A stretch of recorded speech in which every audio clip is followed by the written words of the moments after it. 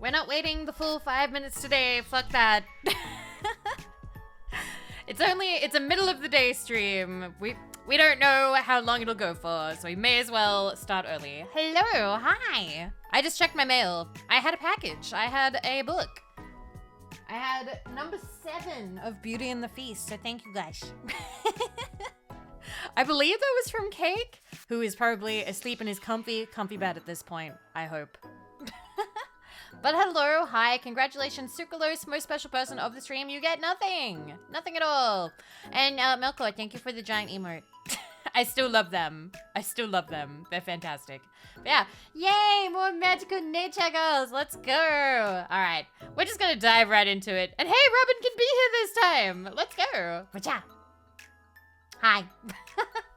So, gonna catch you guys up.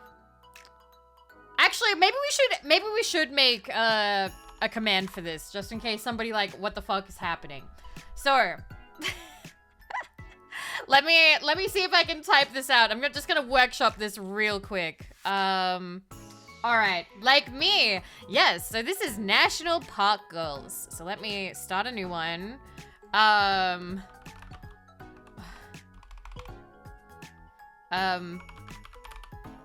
I'm gonna call the command explain, okay? This is National Park Girls. All right. Eve is a park ranger who hates her job and has been relocated after punching a camper in the jaw.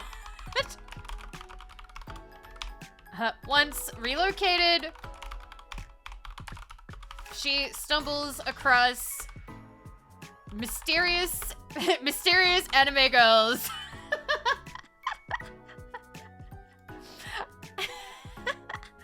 Let me see. Mysterious anime girls who are personifications of actual American national parks.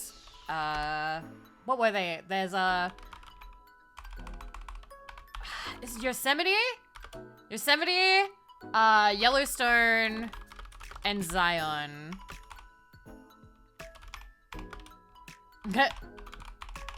You now know everything. Save.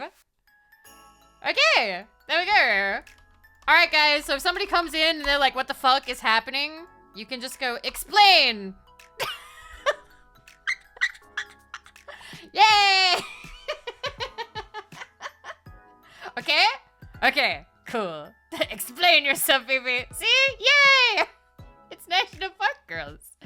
All right, perfect. Now we're set. Hi, Thor. Hello.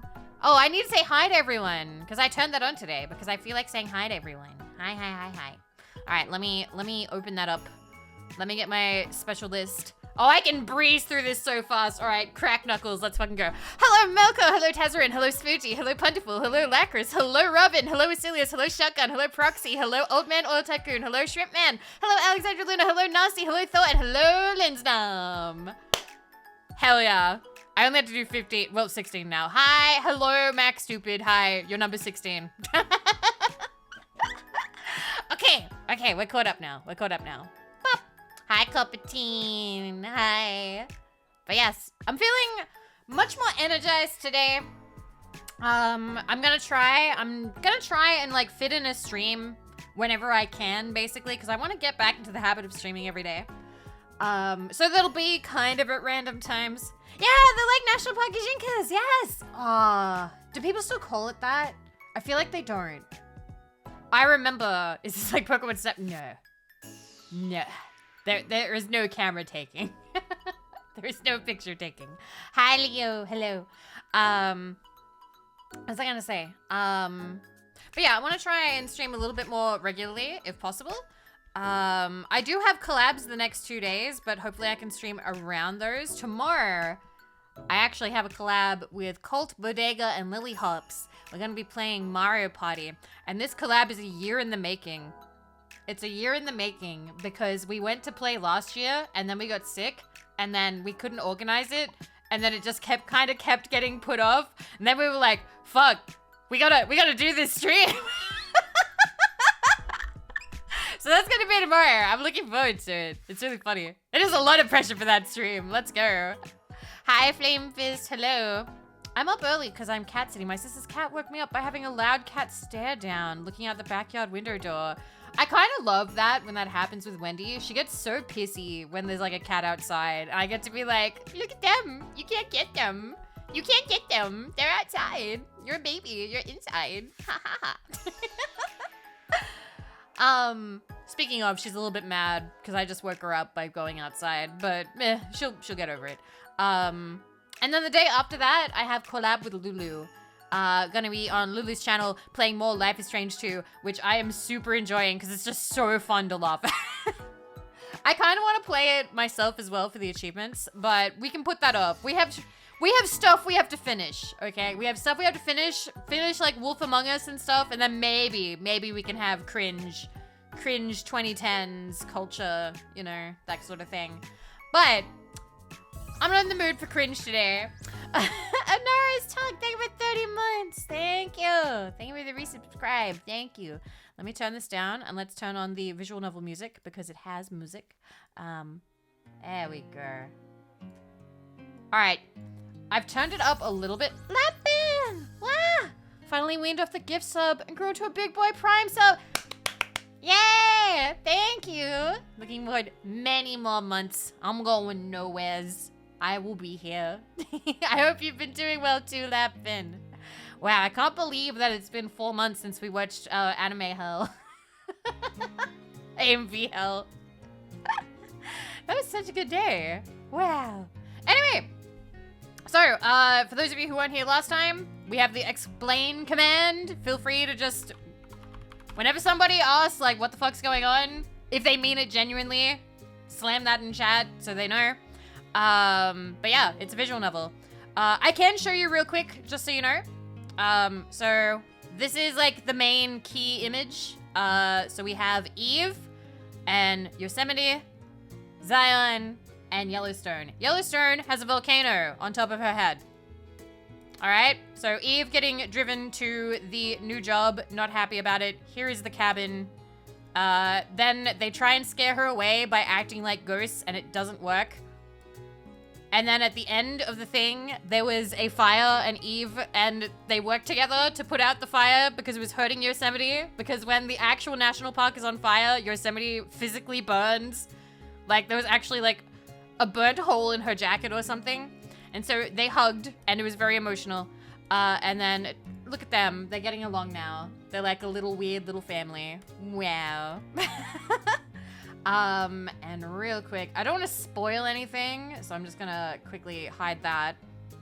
But, the only image you guys have missed, if you have not seen anything from last stream, is a really cute one of Eve and Yellowstone asleep together. which was very cute, and I used it for the thumbnail today.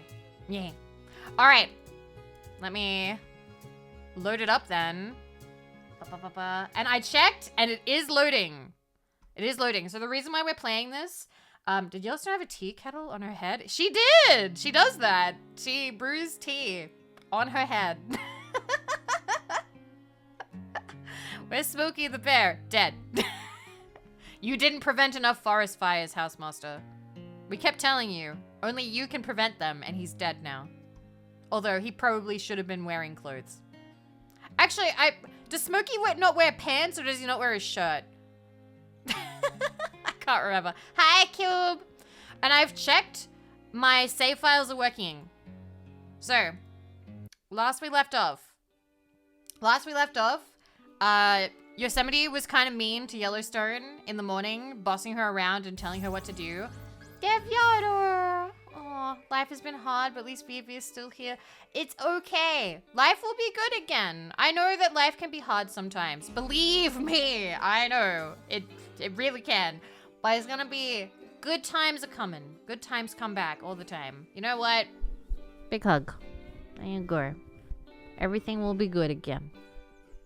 Okay? Whatever you're going through can't last forever. Alright? Yeah, remember happy time. Remember happy time. There you go. Thank you for 45 months. Thank you. I was about to say I've been in Yosemite, but in this context it sounds creepy. No, people have been telling me since last stream that they've been to some of these like parks and stuff, and honestly it's kind of cool. I like hearing about it because like I don't know a lot about America or the park system or anything like that. Thank you for your 100 caps lapping and plentiful. Thank you for the gift sub to Yellowstone Park. Yes, I did Housemaster. They're all very, very cool and hardworking and cute. We love them. Yes. Blah, blah, blah. Okay, so, what I was gonna say was real quick. We have... Yes, you have! I remember asking last time if anybody had been to them. Kofi, thank you for 25 months. Fuck. This is a lot of resubs. Thank you, guys. Thank you.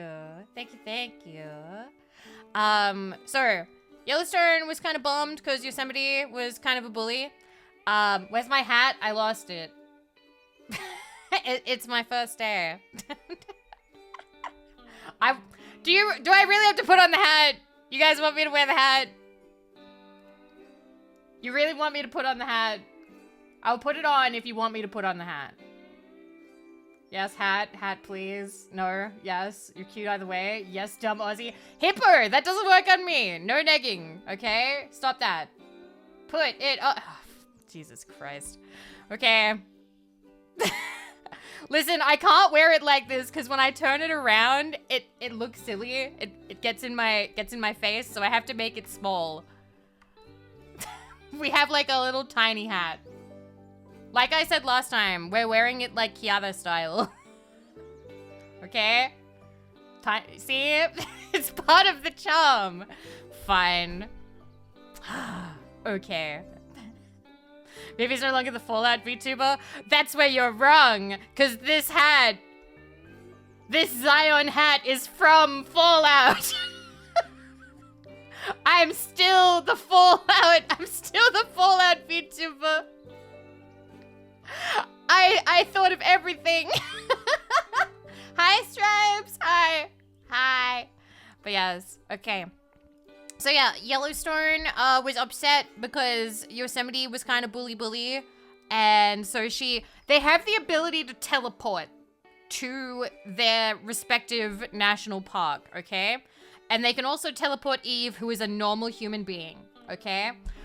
So Yellowstone wants to go on a hike through Yellowstone. So that's where we're at right now. Okay, so we're all caught up? All right, we're all caught up. There's gonna be voices. Tell me if the sound is good or if I need to tweak anything. Let me know. I'll be reading the narrator stuff. Okay. Doesn't the dude with the long Caribbean New Vegas have that hat? Does he? I can't remember. I can't remember who wears it, Eric. The pace Yellowstone sets is excruciatingly slow. Sometimes it feels like we're not even moving at all. I sometimes have to march ahead, hitting a steady stride, just so I can keep myself warm among the dusting of snow that decorates our surroundings. forms mushy mud puddles in parts of the trail, but in others, the path is so well trodden that the snow is gone entirely. Sometimes Yellowstone will dart off the road to inspect a soggy plant or peculiar rock along the way. That is so real, though. You know, when you see, like, a cool rock. I'm dying. I ate an entire bag of mints, which was like 100 grams of sugar. I think I'm hearing colors. Why did you eat an entire bag of mints? Why would you do that? Why? Please rest and have water, please, or something.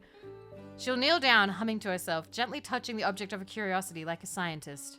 During these moments, I force myself to stop and admire the flora and fauna with her. Cold be damned, it's been a hot minute, or two, since I've been within spitting distance of Yellowstone. May as well enjoy some of it, regardless of the circumstances. Say, Eve? Content, I move along from the ice-crusted bush I was looking at, and continue on the trail. Like my shadow, Yellowstone falls in lockstep beside me. I was wondering, what made you want to become a ranger? Easy. I like nature, and I like the parks. Wanted a job that would let me be around both.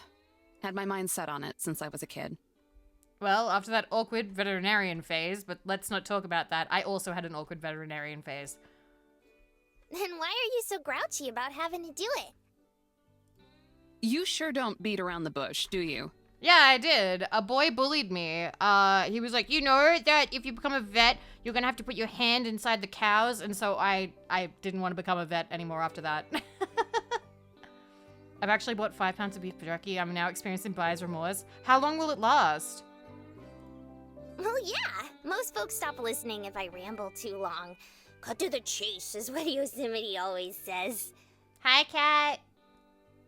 At least that's one good piece of advice that bookworm has. It's not that I'm grouchy about having to do my job. I just don't like having to deal with people or their messes. She's not a people person. Would you say that being a national park ranger is a people person kind of job? Or do you reckon there's not really that many people that you have to talk to? Because I don't actually know. I don't know. I don't know anything about national parks. I've never been to one. Absolutely not. Hi, Lily. I'm looking forward to tomorrow. Hi, Blue Steel Okami. So, you don't like talking to people then? Bingo. Bingo. Depends on the park. I can testify. Park ranger is basically retail service with more outdoor pooping. Oh no. Oh no. She gets quiet and we drift apart a little bit. My pace stays the same, but Yellowstone starts to lag behind. Not stopping, but not keeping up. I can hear her clump along behind me. Hi, hello, what in the sweet fuck is this? Somebody explain! Come on, guys, I trained you for this!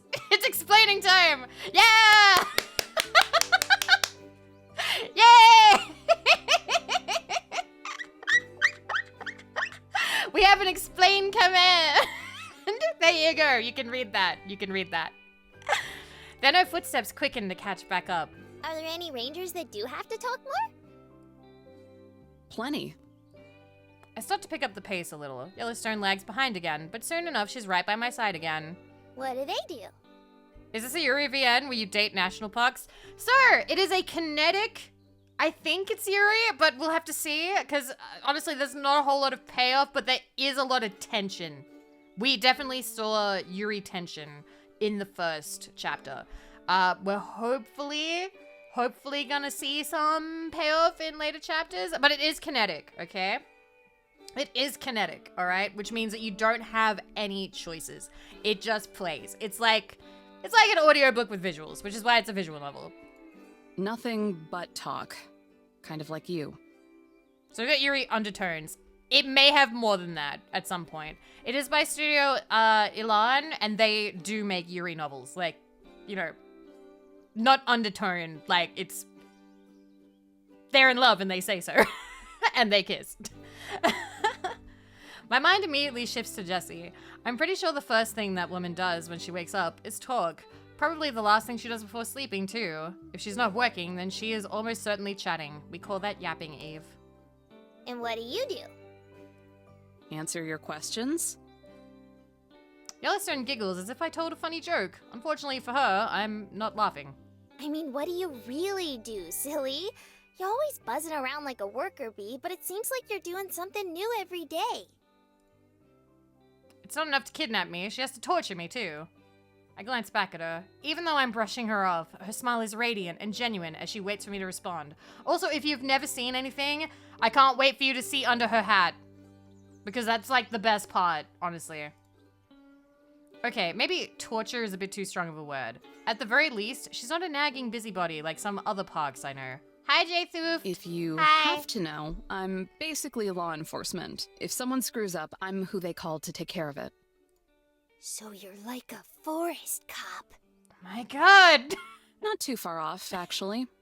Got training just like any other cop. Only difference is I did it on the federal level. I feel a spring in my step as my long dormant pride briefly swells up inside of me. So how come you gotta take out the trash? And it's gone again. Because at the end of the day, I'm a glorified janitor. Also, it's the park service. No one just does one thing. But the other rangers do different things? You did tell us. Is this officially sanctioned by the NPS? I don't believe so. I don't think so. I have no idea. Is Smokey the Bear well known outside of the US? I wouldn't say well known. I know of Smokey the Bear because of Simpsons. And that's it. Sure. Some of us are tour guides that show visitors around the park. Other folks go do outreach programs at school. That kind of thing. You don't do any of that, though. Says who? I've given more than my fair share of lectures to bored middle schoolers, thanks. Little gremlins usually pile into Yosemite on field trips. It was exciting the first couple of times. I thought I might actually have a chance to really connect with those kids, but after a while it became more and more obvious that none of them had an interest in the outdoors, just video games and internet celebrities. Oh my god, guys! VTubers! That counts VTubers! It ended up working out since I lost my interest in them too. Though at this point, I don't think they want me talking to anybody. Aw, that's not true. You're doing just swell talking to me. You must be pretty desperate for conversation if you think so. Take us to Believe Australian me, National I Park. am. Where is the nearest Australian National Park? What are ones that I've done? Where was one? Game with 100 caps. In March 2021, FireSmart Canada announced it would retire Smokey the Bear in favor of Ember, the FireSmart Fox. Look it up. It's basically someone in a fursuit. Really? They killed him? Oh my god. Okay, so the only national park I've been to is the Hunter Wetlands National Park, which was a long time ago. Have I been to Wadigans? I might have been to Wadigans. I don't know. None of these are gonna, like, be something you know about, I don't think. But I can't share my screen because for some reason it keeps showing my, like, location. So I'm not gonna do that. But it's been a long time. It's been a long time since I've been to one. But yeah, Australia has some really beautiful national parks I'm seeing here. Yeah, I don't get out. She says it with a cheerful, wholly unironic grin. Still, she quiets down again, and we carry on our trek. See, when you say Hunter Valley, all I think about is wine. Because Hunter Valley, like, wineries and stuff is, like, the main thing that people go to the Hunter Valley for. Even though there's, like, Hunter Valley Gardens, which is okay. Whiny Mosquito, thank you for the raid. Hello, welcome. I don't know if I have any mods.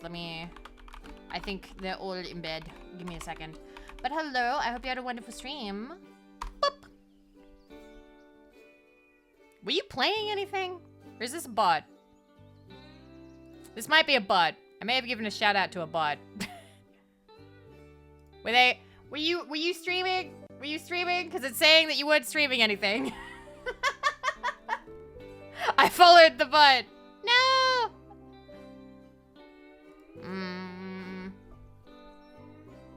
I'm not seeing anything, but fingers crossed. Oh, thanks? Okay, there you go.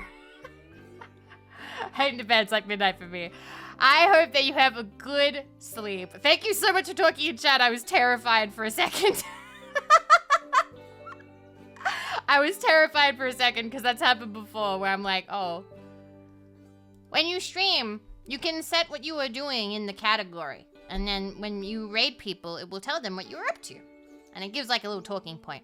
But please, feel free, go rest. Thank you for the raid. Thank you, I appreciate it. I asked the bot to marry me. I donated to the bot. Quick. pledge loyalty to the bot. I love parks and forests and things, even if I don't go much. I want to go more. I do want to go out more. It's just getting sick. And also traveling is really hard. I don't like traveling so much. Like the physical act of having to like organize all the travel. Sitting in cars is fine. Sitting in cars is fine.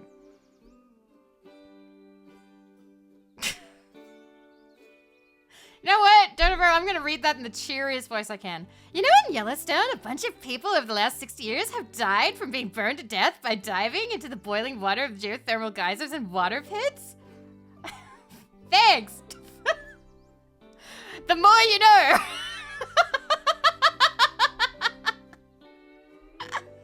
The more you know! But I'm not being distracted with chatter. It's easy to enjoy the experience. Just like Yosemite, the park isn't too crowded, with the snow and cold keeping away all but the most determined of sightseers. The visitation rate will spike next month, once it starts getting warmer, but for now, there aren't too many people around to ruin it. We do get passed by the occasional backpacker or hiker, usually going in the other direction. Without fail, Yellowstone greets them with a chirpy, "Hi!" or a wave. Oh, Panzer Girls? Lost One Souls. I know that one. I watched a friend play that in, 2019? 2019? I didn't actually end up seeing the rest of that, but it looked cute. It looked alright. I do my best to avoid eye contact and ignore them. A light breeze carries some old snow with it, enough to make me shiver and wrap my arms around myself. It's only going to get colder the higher we go. Rather than strike up another conversation, instead Yellowstone starts to whistle. She cycles through a number of folk songs, as well as several melodies I don't recognize. Eventually, she settles on, "I've been working on the railroad," repeating its distinctive refrain over and over again, until I'm sure that even the birds will be singing it for days. After we've been walking for 30 minutes or so, I notice a familiar sight up ahead, near the edge of the trail. I veer off in its direction, with Yellowstone watching curiously. What'd you find? I kneel down and pick up the item in question, holding it so she can see my prize. It's a paper wrapper from a $1 menu cheeseburger. Someone must have been carrying this one around for a while, since we're pretty deep in the park. Garbage. Left behind by walking garbage. I'll throw it away at the next trash can. I'm glad that I kept my gloves on before Yellowstone abducted me. They let me ignore the congealed cheese that hangs loose from the trash. But that's like the best Gross. part. You're the bee's knees for cleaning up the place, though. Thanks. Her never-ending use of outdating slang is something I've gotten used to tuning out. At least I know what bee's knees means. He threw his pants and jacket into a geothermal lake. The rangers swarmed him. It was March and snowing. I couldn't comprehend what the fuck was going on. My father gaslit me and told me he was being arrested for not wearing pants and for littering. What? Not too much later, I spotted an abandoned park map fluttering uselessly in the breeze. When I snatched it out of the air, it's speckled with mud. The date on the attached receipt is from several days ago. I crumpled it into a ball and carried it alongside the burger wrapper. More trash? Of course. It's all over the place if you look for it. And after spotting the first piece, I can't help but look for it. With every step we take, my eyes scan the trail for more litter. Before long, my hands are both full. When we finally reach a trash can where I can offload everything, I sigh with relief. I'm going to need to take the longest shower of my life once I get home. BTW, did I tell you that I missed the first stream? Because I went to a national park that day? That's so crazy! What is that timing? Wow! That's wild. It's almost like there's some kind of sync going on there. That's so strange. Wow. I'm gonna laugh if we pan up and see a hippo trapped in the mountain. Hippo, call the cops! Call the authorities! Don't tell your VTuber that you're lost! It was really cute, but oh my god, what if you died up there? What if you died up there? I would... Oh my god. I'm so glad glad that they're okay. I'm so glad they're okay. Oh, he survived. Oh, look, we panned up. That kind of looks like a hippo. If you squint, like, really hard, it could maybe be a hippo. With a loop and a cheer, Yellowstone dashes over the low wood railing that turns this spot into a small observational point. Take a gander at that, Eve. Ain't it grand? Hi, Adia. It is. I can't help but be impressed by the sprawling forest that dominates the horizon. No matter which direction I turn, the view could be a postcard. You know, we can go anywhere in the park whenever you want. Just say the word. Is there any law reason why Yellowstone is dressed warmly? Yellowstone is wearing this because, one, the hat covers the volcano attached to her head. Sheepy! Hi, Sheepy. Oh, you're sleepy? Did you Elden Ring out? Did you have lots of Elden Ring and now you're eepy? And you gotta go, babe? Hi, Sheepy. Hello, Sheepy Raiders. Hello. Welcome, welcome. It's lovely to have you. I hope you had a wonderful stream. 12 hours. You get that sleep. You get that sleep, Sheepy. That is a wonderful stream. Guys, check out Sheepy. Sheepy is very lovely. Nikki sibling as well. Yes, she's wearing cold stuff as well because it would be cold in Yellowstone. And she works in Yosemite, which... How far away is Yosemite from Yellowstone? That's like way far away, right? That's like a big distance. Like, couple hours? Oh, would it be cold in Yosemite as well then? I don't know. But yeah, Sheepy, thank you so much for the raid. It's lovely to see you. But I understand if you went for 12 hours, definitely get some rest. Get some sleep. We're going to be reading about cute girls. National parks that are cute girls. Let's go. So like you to Orange's 7-Eleven distance. Oh, that's ages. That's ages and ages. Okay. Anywhere? Yep, top of the mountain, bottom of the mountain, the entrance, the exit, even in the middle of nowhere. That's because it's me. It's the same for Zion and Yosemite, too. The girls, I mean. I think I need food and rest. Yes, get some food, get some rest. Thank you. Aw. Well, I appreciate that you rated me, because I'm sure that, like, in the Elden Ring tag, there was probably a lot of people. But hey, you know, cute girls. We appreciate them. Always. Thank you so much, Sheepy. Get that rest. Like 12 hours. 12 hours away. That's insane. My God. Wait, if the park is her, are we stepping on her while walking through the park? Yes. Also, Spitty, thank you for 19 months. Wow. If you want to know what it's about, you can do exclamation mark explain. Exclamation mark explain. Explains the story so far. All good, Sheepy. All good. Anyway. But only around the park? That's right. A worrying thought crosses my mind. And you can take us back home, right? You aren't just trying to pull a fast one on me, are you? Of course. That's how we got back last time. Last time? Are you telling me that I was dangling off a cliff in Yellowstone National Park? Ah, come on. You didn't die. That doesn't make me feel any better. So they have teleporting powers. Yellowstone giggles. I'm glad she finds my near-death experience entertaining. Maybe she can finish the job next time. Damn, Eve. I'll let you in on a little secret. Oh, goody.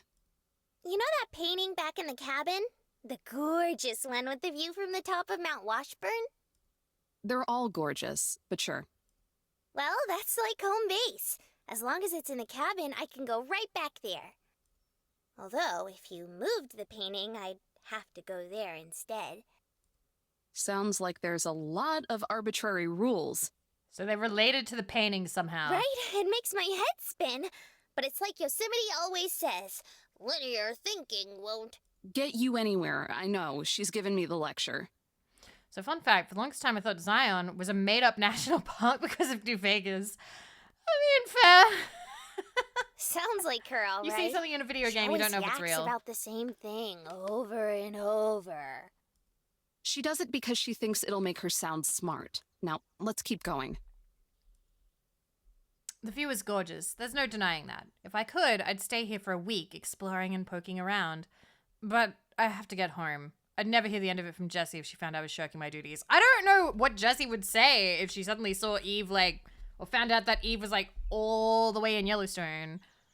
Bison almost broke my dad's leg in Yellowstone in 1999 or 2000. It slammed hard into a car door my dad was behind while taking video and photo of them. You weren't meant to approach or move. It just trudged along and its weight forced the door hard against my dad's leg. He has a soft cast for weight. Oh my god, wow. Wow. Okay. Roger that. Bison are huge, aren't they? We start back up the trail. The next stretch of trail is devoid of litter, fortunately. It must be close proximity to the bin. My moment of relief is short-lived, though. There are still plenty of reminders of how careless park visitors are, like the initials scratched into one of the trees by the road. I stop and glare at the offending carving. Nobody knows or cares who you were, PT. I'm probably the only person in the world who'll give a second thought to the marking, and I'm sure it's not for the reason they intended. Yellowstone peers around my shoulder to see what I'm looking at. You sure don't miss a thing. Can't help it, as much as I'd like to sometimes.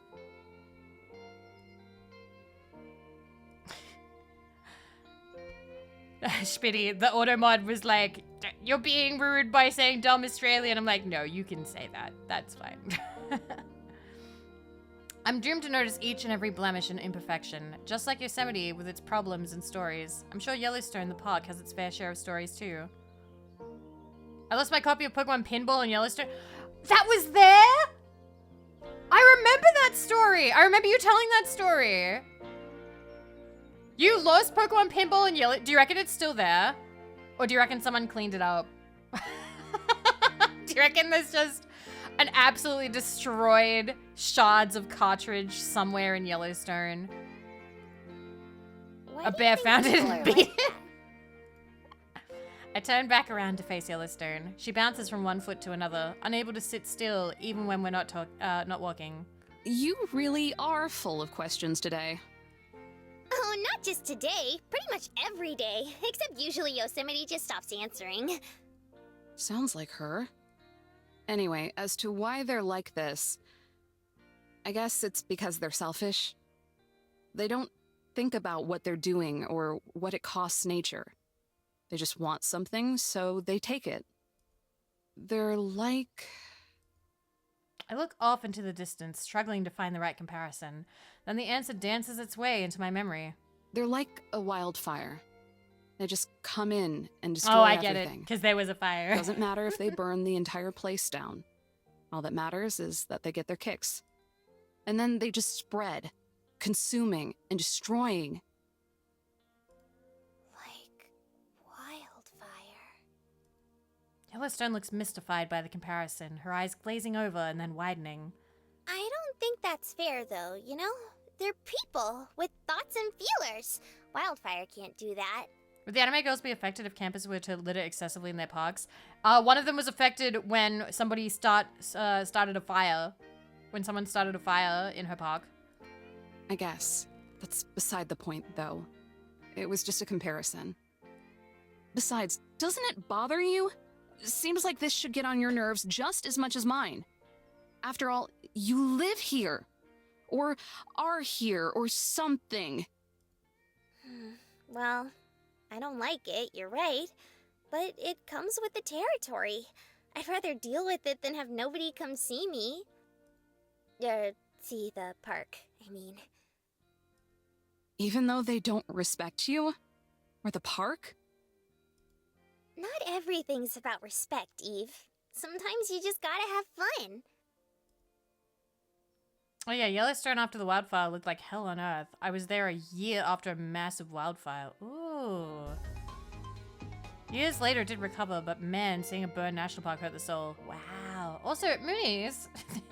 Mooney's overused iPad. Thank you for the photo, and thank you. We are currently dressed for National Park Ranger duties. I don't think every person who leaves behind some trash is a bad person. They're just people who made a teensy tiny mistake. If you help them out, maybe they won't make that mistake again next time. Little bit of talking and working together, and who knows? You might end up being great pals and doing great things together. Hi, Schwellbeast. Just imagine if you hadn't compromised with Yosemite back at the cabin. We'd have never gotten to know each other like this. Yeah, and I'd be safe and sound back at home doing what I'm supposed to be doing. Your little bird became a park ranger recently? Oh my god. Buy them National Park Girls on Steam. Exactly, and that's no fun. I think they also have merch. Let me check. I probably shouldn't be shilling this because I did apply for like a partner program, and the smart thing to do would be to not shill this unless, like, you know, they they wanted to work with me. But I kind of want to show you guys. One second. National Park Girls. There it is. Properties. Alright, so this is Studio Ilan's store. They have keychains and a shirt, and they have a standee set, which was made by Studio Nekomata. You're offering them a free trial. I am offering a free trial. And there's also little keychains of the girls, and also pins. I kind of want the pins. They're super cute. There's also an official art book with a physical copy. But yeah. There you go. Studio Nekomata. Yeah! Small world, right? Last time, when I played this last time, Lexi reached out and was like, oh my god, I love Studio Elon. I was like, what? The world is so small. I know people who know people. What the? Anyway, she said it with a smug tone of voice, like she's just proved some great point rather than missing it entirely. I roll my eyes. I don't know if Yellowstone's being willfully ignorant or what. It completely baffles me that she's not bothered by the way the park is treated. For someone who threw a tantrum and ran away because she felt like she was underappreciated, she's awfully eager to forgive the good people and assume they have the best intentions. Longo is cute, but she sounds like she would drive me nuts, IRL. I can't just let this go. She'll thank me for it later. Oh, no, she won't. You're still being naive. When it comes to nature, people will just keep making compromise after compromise until there's nothing left. Rainforests, ice caps, endangered species, all these things are being wiped out because of compromises. Either you make people understand the truth, or you give up on them. Because most aren't worth the time or effort. They're never going to learn or care. You're gonna bum her out, And that's 90% of the people that you see out here. You're bumming her out. What about the other 10%, though? What about them? If you can help even that 10%, doesn't that make it worth it? Sometimes they just need someone to teach them the right thing to do. Yeah, they did. They did make those, Alia. Ivan, thank you for the follow. Welcome. Welcome to the bunker. Oh god, not her too. I'll bet you most of those 10% would be happy to have someone show them the ropes so they can do better next time. As long as there's someone to do it. Yeah, maybe. I'm immediately done with the conversation. So, just so you know, Eve has some troubles. We are witnessing slow character development. Very slow, because it is only chapter 2. But Eve is just kind of done with people. Eve is like an admitted, like, she hates people. What's it called? Misanthropist? But yeah. I just gave her a flat answer so that we can move on. I really don't need to hear the same lecture twice in a day. It's obvious that Yosemite's drilled the same nonsense into Yellowstone's head that she tried to pass on to me. Instead, I try to just focus on the hike again. Push the distractions out of my head. Keep my attention focused on the top of Mount Washburn instead of the imperfections that we pass by. Hi, Cooks! It doesn't work very well, but I refrain from mentioning it or picking up more. If Yellowstone doesn't care, then I'll let it be someone else's problem. Someone else's story. Between the garbage, the vandalism, and now the lecture, pretty much any enjoyment I was getting out of the trip has evaporated. Seems like every day of my life I'm doomed to hear the same meandering criticisms about how it's my fault that idiots are idiots. To her credit, Yellowstone stays quiet for now, but I'm sure it's just a temporary reprieve. I'm proven right when we round another bend in the path. Up ahead, a group of hikers are heading towards us. They've all got huge backpacks and gear. They look like backcountry hikers, probably doing some dispersed camping. As I get closer, they wave at us and say hello. I manage a stiff nod, but keep walking. Yellowstone, on the other Hi hand, there, everyone. How y'all doing today? is totally distracted. Well, hey there. We're doing just great. Yep, how about you? Just came down the mountain.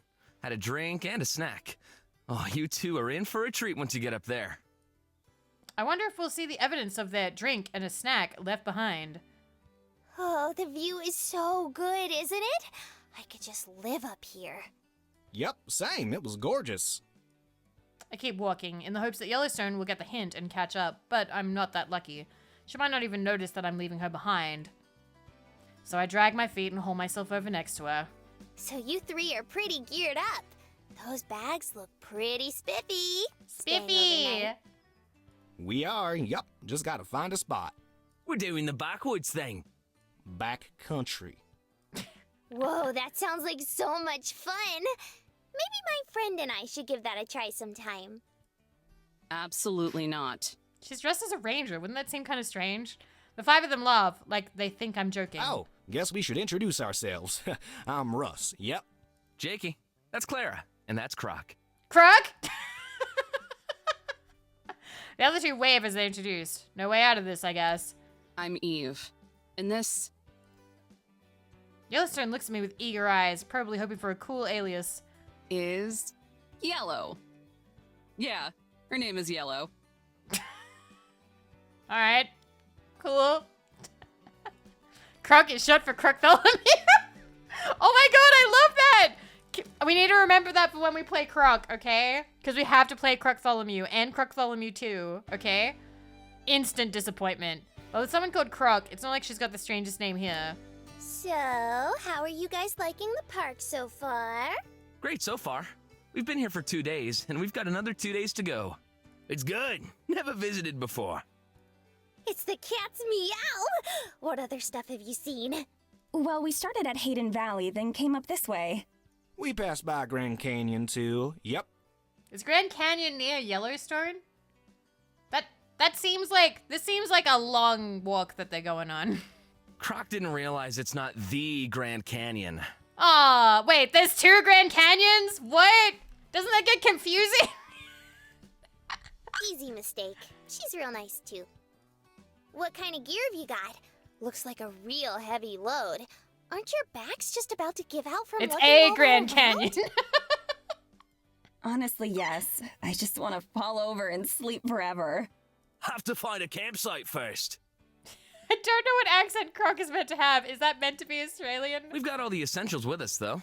Tent, blankets, food, stove, Is there a flashlights. little canyon? Do you reckon there's a shitty canyon? Roughing it as much as we can. Wait, did that guy say they don't have a campsite yet? Wow, you can fit all that in there? Oh, are they doing it illegally and she's gonna have to ruin it? Sure can. Bit of a pain to take with us, like you said, but it gets the job done. I hope you guys can take a break soon. Ha! Me too. We're actually looking for a spot right now. Trying to find something close by. Going back up the mountain in the morning. Yep. Oh, I wonder if I know of anywhere good close by. Being a legal camper, approach a park ranger, 5 head. Maybe, yeah, maybe not. Maybe they're not that dumb. She taps a finger to her lips as she pivots around, scanning the area. You know this place pretty well then. Like the back of my hand. It'd be good to find somewhere with a bit of cover from the wind. In case the tent crashes again. Wait, crashes? All 5 of them, including Yellowstone, flinch at my words like they forgot I was there. Maybe they did. 10 eyes turn to look at me. Crap, why did I have to speak up? Yeah, during the middle of the night it just sorta caved in. Right on our heads. Yep.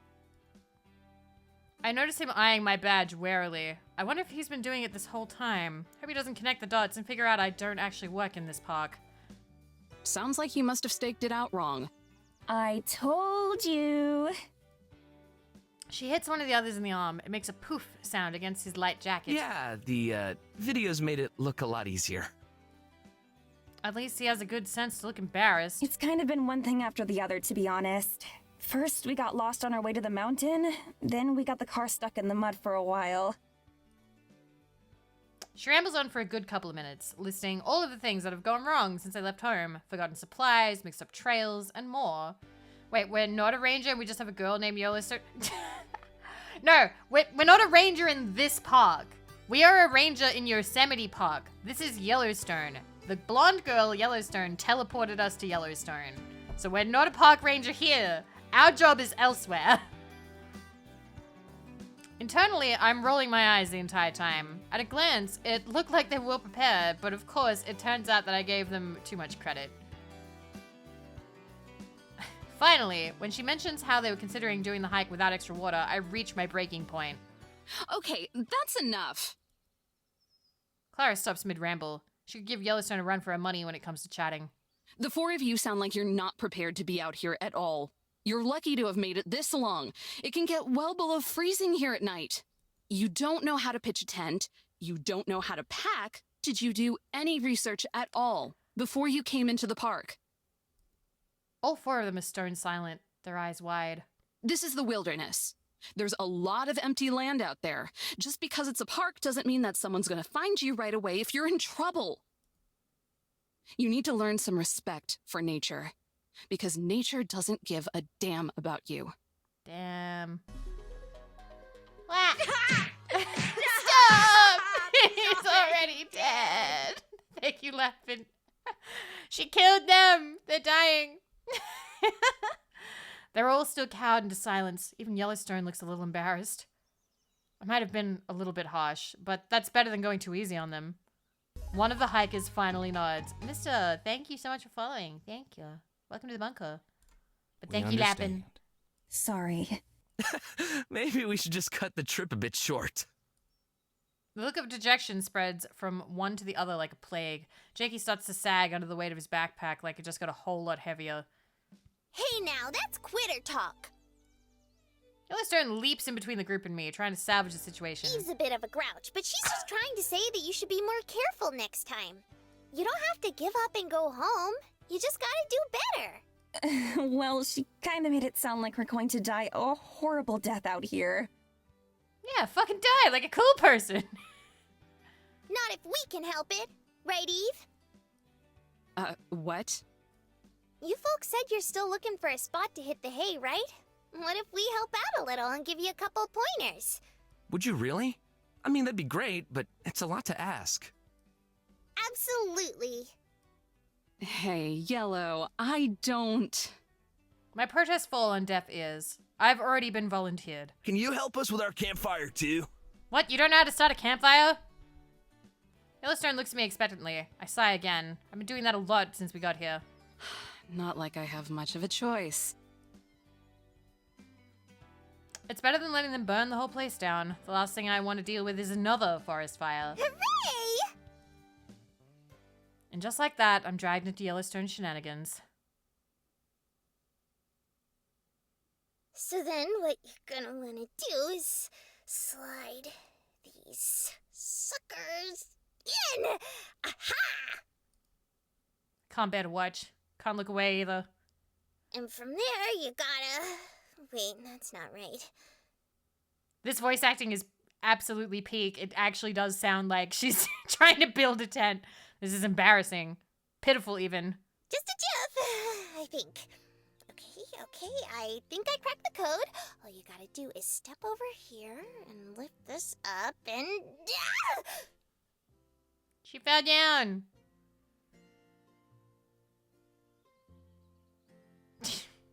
The fabric of the tent tugs up beneath Yellowstone's boot. She face plants onto the ground cloth, half of the tent yanked along behind her.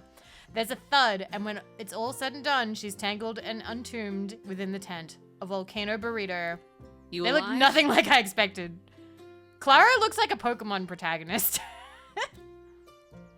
There's no answer. For a moment, I think I might have to dive in and save her like a drowning dog, but that's distinct cone shape wiggles its way through. Yellowstone gasps for air as her head pops to the surface, then breaks into breathy laughter. When I look 12, they all sound 35. It's anime! It's anime, okay? What a tumble! But at least we know what Yeah, doesn't they use work sunscreen. now. I pinch the bridge of my nose until it feels like it might snap. The campers just look on at my side. Clara and Jakey with genuine sprinklings of concern on their faces. Russ and the other guy stare with amazed wonderment, as if they actually are witnessing the correct way to pitch a tent. They aren't. If you're going to offer your help to someone, you should at least know how to actually do that thing. And I do. Just Look at her! Okay. Can we go back? And I do. There we go. Just gotta refresh the old memory and it'll be easy peasy. She curls her fingers into an okay sign. Somehow, I'm not reassured. It's all good. Once we have this tent and fire all set up, this place is gonna look dope AF. The other three cringe, wearing various shades of disgust. Something I imagine I'd be doing if I had any idea what that meant. Dope is like cool, right? So what does AF mean? Affirmative? Whatever it means, Yellowstone immediately takes a shine to it. Her head perks up, she gazes off into the distance. Dope AF. Okay, I'm just saying, out of context, this pose and that face. I'm sorry. Oh no. Dope AF. Dope AF. Dope AF. Dope AF. They're making it worse! They're making it worse! She's bouncing it off over and over again, grooving along to the rhythm of her voice. All four hikers throw me worried glances. If only they knew this was the least strange part of Yellowstone. Should I have not said that? There's no closing this Pandora's box, Liz. Oh, it's Grok, actually. This must be how she picks up on all the slang she throws around. No wonder it's so all over the place. Sorry about our friend being so lame. We really appreciate your help, though. It's insane how quickly you were able to get this place all set up. Right, this timeline suddenly doesn't make sense. Is there a year where Dope AF was a thing and Blackberries were a thing at the same time? Maybe she just really has an old phone. We were pretty much just winging it up until now. Yeah, I could tell. They all dodge eye contact with me, except for Clara, who shrinks into herself looking hurt. Okay, that might have been a bit too harsh. Again, they haven't done anything yet. As far as campers go, they could be a lot worse. I didn't even spot a single can of beer when I was sorting through their food. They might not know what a bear bag is, but they aren't bad kids. It's fine. Everyone has to start somewhere. Would rather you learn the right way than try to fail at it yourselves. Yellowstone is 100% one of the people who'd be saying skibbity. Clara chuckles, the validation seeming to lift her spirits. It's a reminder that it might not hurt to be a little more patient with them. At least we know how to dig a cat hole, yep. Only a little. I take a moment to scan the area and admire my handiwork. They were ready to call it a day, so I went ahead for them a nice flat clearing not too far off the trail. I had no idea how to read that sentence. Trees surround the makeshift hideout like a natural fort. Poking between the leaves, the ranger lookout sits perched on a hill like a prison guard. Unknown to even Yellowstone, this was intentional on my part. Just a precautionary measure in case of any emergencies. Aside from choosing the campsite, I've gone ahead and set up their lawn chairs. It's a small detail, but I position them so they're facing the trail. That way, if any of them wakes up in the middle of the night, they can go stargazing without any trees blocking the way. Of course, the only reason those sorts of details are so fresh in my head is because I had so much time to kill during my suspension. Nothing like mandatory leave to get you to reconnect with nature. Before that, the last time I went solo camping by myself was... well, I guess it was before I joined the Park Service. It makes me wonder how much of myself I've given to this job, and if I were to quit tomorrow, how much of me, the actual me, not Ranger Adams, would be left. It's scary to think about how tied my sense of self is with this job. I whine and moan about it all the time, but if I weren't a ranger, then I have no idea what I would be. Would I be nothing? Hell, would the world even keep existing? So many years devoted to dreaming about this job, just as many devoted to loathing it. Okay, they've misspelled loathing, but that's fine. I think that's like the first misspelling I've seen in a while.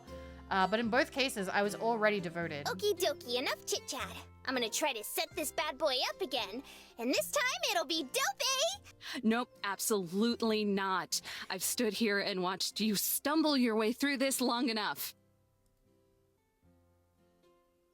Yellowstone springs from the heap of the tent, only for me to push her aside and take a knee. Look, you didn't even put the poles through the grommets. What's a grommet? Oh, is that what they are? I just call them hole thingies.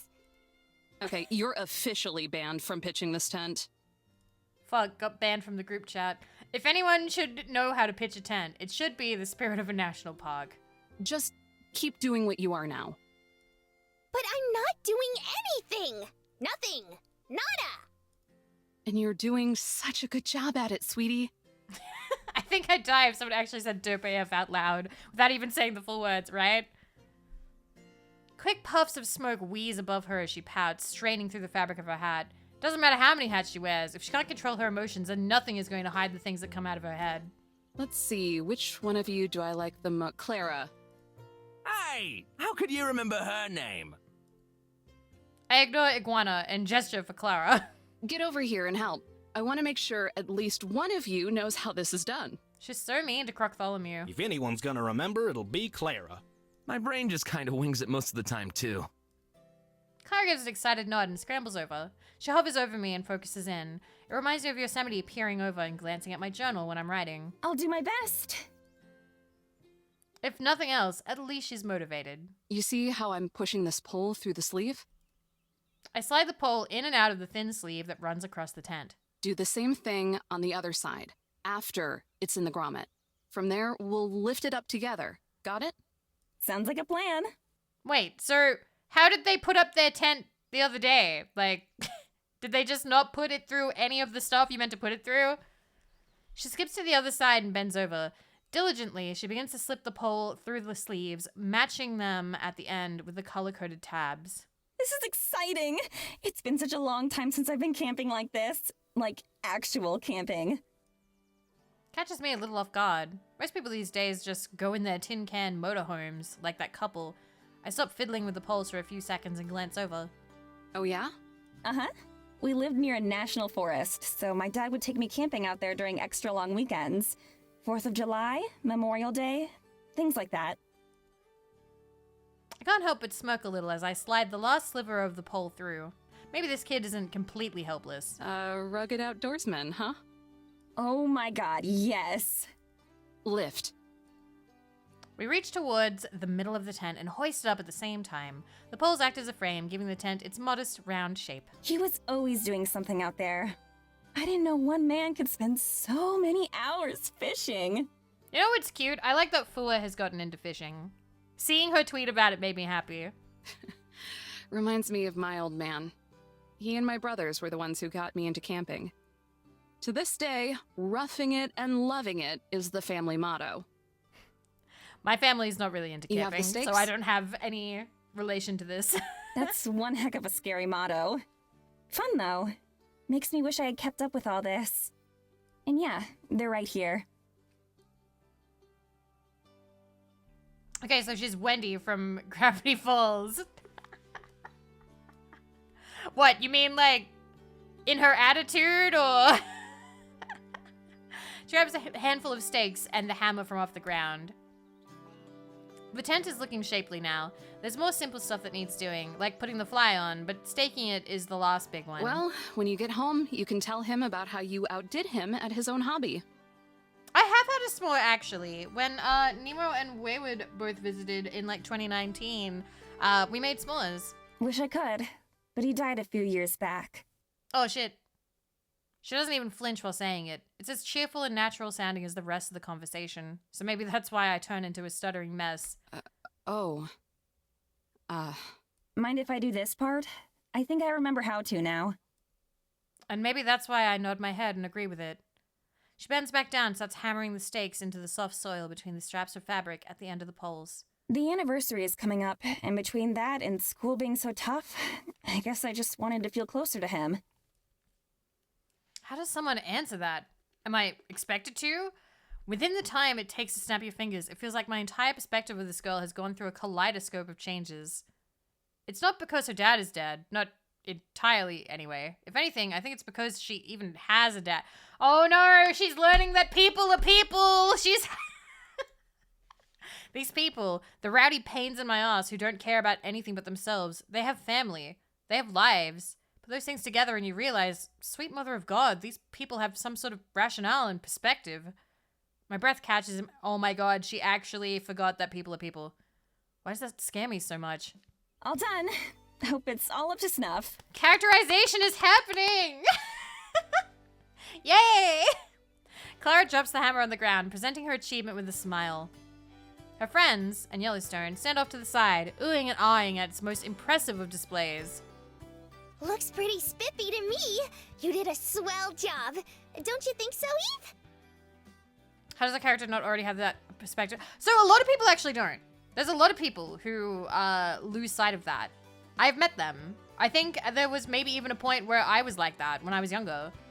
If you deal with enough people and you struggle enough and just everybody kind of treats you like crap, you do kind of forget about other people while you just like, man, I hate people. I don't want to deal with people. You don't think about them. You do your best not to think about them. So I do understand, absolutely. I'm really glad that I have been able to move past that. There was a time where I remember I was like that, I think. Back in the retail days. Yeah. I shake myself out of it long enough to see an erected tent that isn't toppling over in the wind. Oh, yeah. Keep it up, and you'll be a real pro. I can put on the fly if one of y'all wants to set up the fire. Yep, I can. Me! Okay, Ruz. Yellowstone leaps up and down, volunteering herself to the cause. No one even has time to argue before she's sprinting over to the supply. I'm gonna go snag the lighter fluid! It takes a while for the words to sink in and settle, but once they do, I chase after her. Hold it! I'm preemptively banning you from building a fire! You're banned! Got it? Banned! Yay! Goodbye! Good luck! Good night! Yellowstone shouts into the distance. The four hikers turn campers, wave goodbye, the campfire I built for them silhouetting their bodies in warm, flickering light. Don't forget to drink lots of water! And be sure to bundle up! As Yellowstone continues the spectacle of her farewell, I stand at her side, stiff as a statue. Thanks for all your help. Clara cups her hands around her mouth and yells, the energy in her voice carrying it even further than Yellowstone's. Thanks. I raise my hand, and even though I'm moving now, it still feels stiff. From this far away, I doubt you can tell, but I give a slight wave, just one, before turning around and starting back on the trail. It takes a while, but eventually I hear Yellowstone's footsteps shuffle behind me. Soon we're in lockstep with each other, hiking in silence as the sky dims to a deep orange. We're almost out of daylight here in Wyoming. I wonder how much light is left in California. Though, if I'm being honest with myself, finishing up with the trash couldn't be farther from my mind at this point. That sure was fun. She looks up, gazing at the trees. The branches almost look like shadows in this light, stripped of their texture. You don't think so? Is it just me, or is the game animation similar to Doki Literature Club? So, Johnny, good eye. This is the same artist. It's the same artist as Doki Doki Literature Club. So, good job. Good job. It is not a horror visual novel. They will not do anything like that, but it is the same artist. I don't know what I think. The artist's name is Satchley. Where is Dan Salvato? Except that's a lie. I felt something when we were helping out those hikers, but it wasn't fun. No, it was fear. Fear that I still might not be as hardened as I wish I were. Fear that maybe, in some way, I might be wrong. Well, I had a swell time. There's a somber tenderness in Yellowstone's voice, like the volume on her has been turned down. All those pleases and thank yous, it was nice, you know? I wish it could be like that all the time. It feels like a rock just sank to the pit of my stomach, and now it can only sit there while I dwell on it. So Doki Doki Literature Club, I think, came out, 2017? Yep, 22nd of September, 2017, and National Park Girls came out in 2019, in March. Stop, we're not that old. Hey guys, in 3 years, it'll be 10 years since Doki Doki Literature Club came out. Oh my god. What she wants is impossible.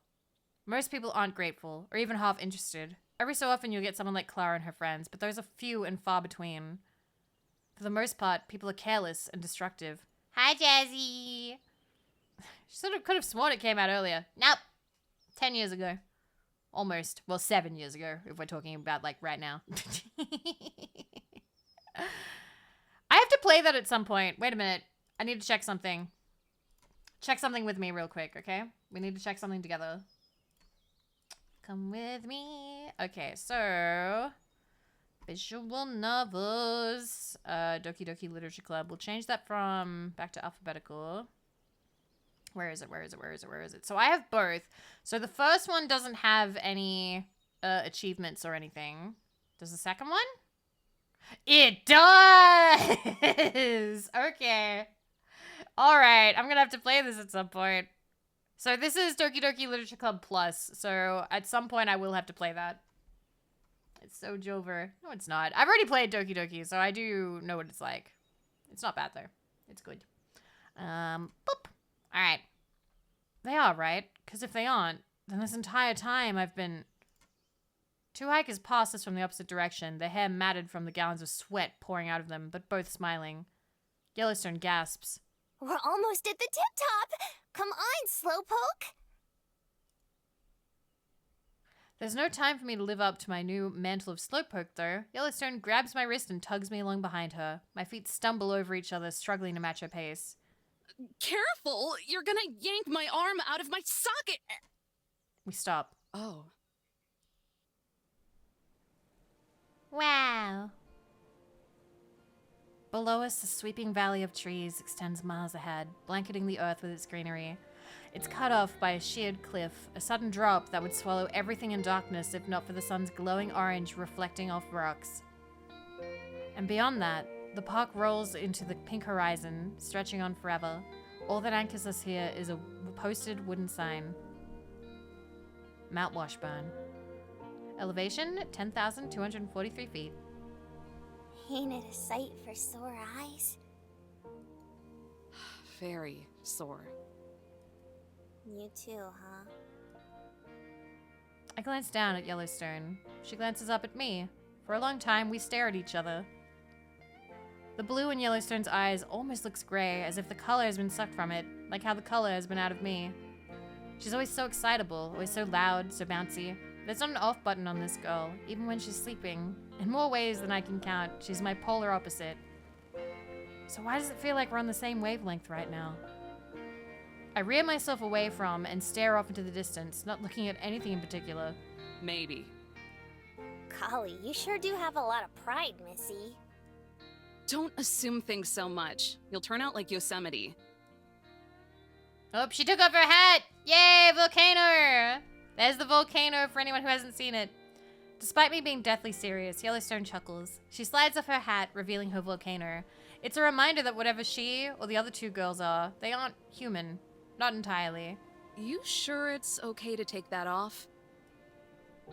Yup. Folks usually don't come up here once it's dark. Taking a knee, she wiggles out of her backpack and zips it open. Like a magician pulling a tissue from their sleeve, she unfolds a checkered picnic blanket and lays it out on the ground. Come on, take a load off. It's wild comfy. She pats the blanket. Dust comes flying off it in small plumes. Doesn't bother me though. My aching feet need a rest, dust or no dust. I take Yellowstone up on her offer and plop down next to her. Even on top of the blanket, I can feel myself sink into the soil. In a way, it's like falling onto a soft bed after a long day. Refreshing. It's always so nice kicking back up here. That crisp mountain air really helps you get back to nature. Not that I don't agree, but... Aren't you technically nature? Get back to me, it's self-care. Giggling, Yellowstone slaps me on the back like she's trying to burp a baby. Well-meaning, I'm sure, but with how hard she's doing it, I feel like I'm going to somersault over the face of the mountain. Wait, like you'd try to burp a baby, but it was hard? What?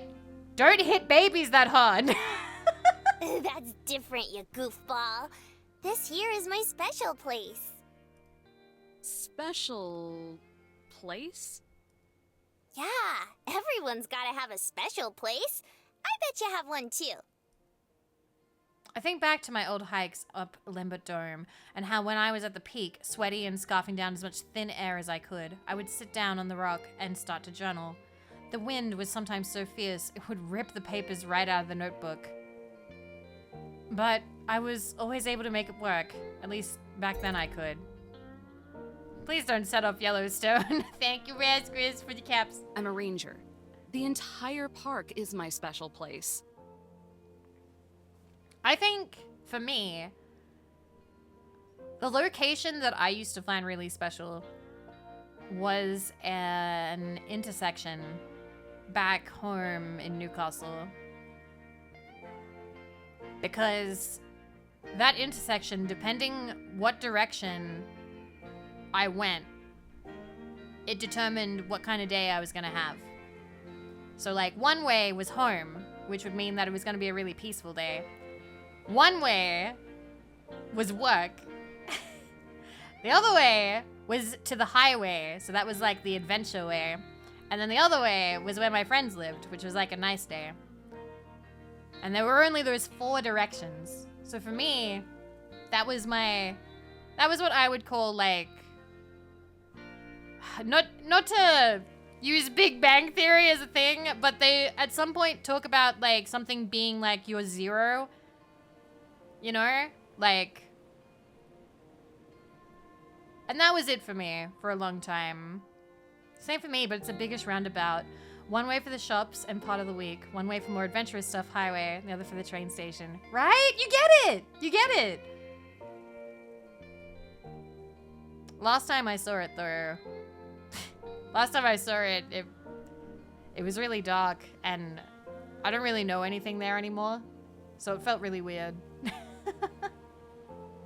I don't know if I really have one anymore. Cause like, I don't really leave my house. And I've got to be honest, if I had to leave here tomorrow, I'd be okay with it. Like, I'm not super attached to this house. So like, I don't know. I feel like I don't have a place like that anymore. It's gone away. My special place was a cliffside on the edge of a valley near my house. No one goes there. I loved it. Aww. See, it kind of sucks because I know we can't really talk about this in depth because it would be it's too doxing to give that kind of information. But it's nice to share it a little bit, you know? Even if it's in vague terms. Anyway. Yellowstone blows out an impressed whistle that I swear echoes across the valley. Phew. Can't argue with that kind of gumption now, can I? Yellowstone's eyes widen. Golly, I almost forgot. I gotta do laundry.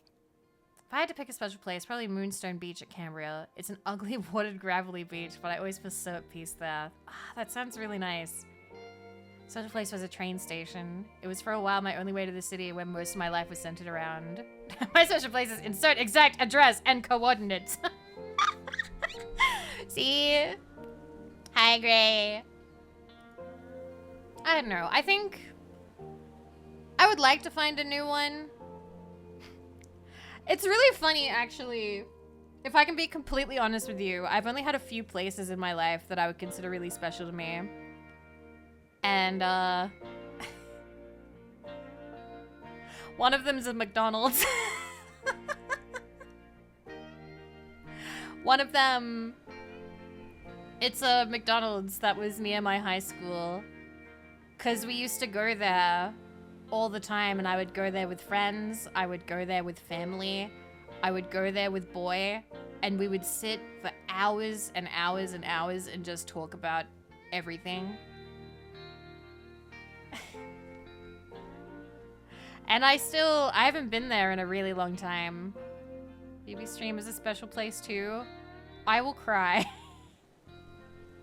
I know that streams can't be the same as like a physical thing, but honestly, Gray, I think that just kind of hit something in my heartstrings.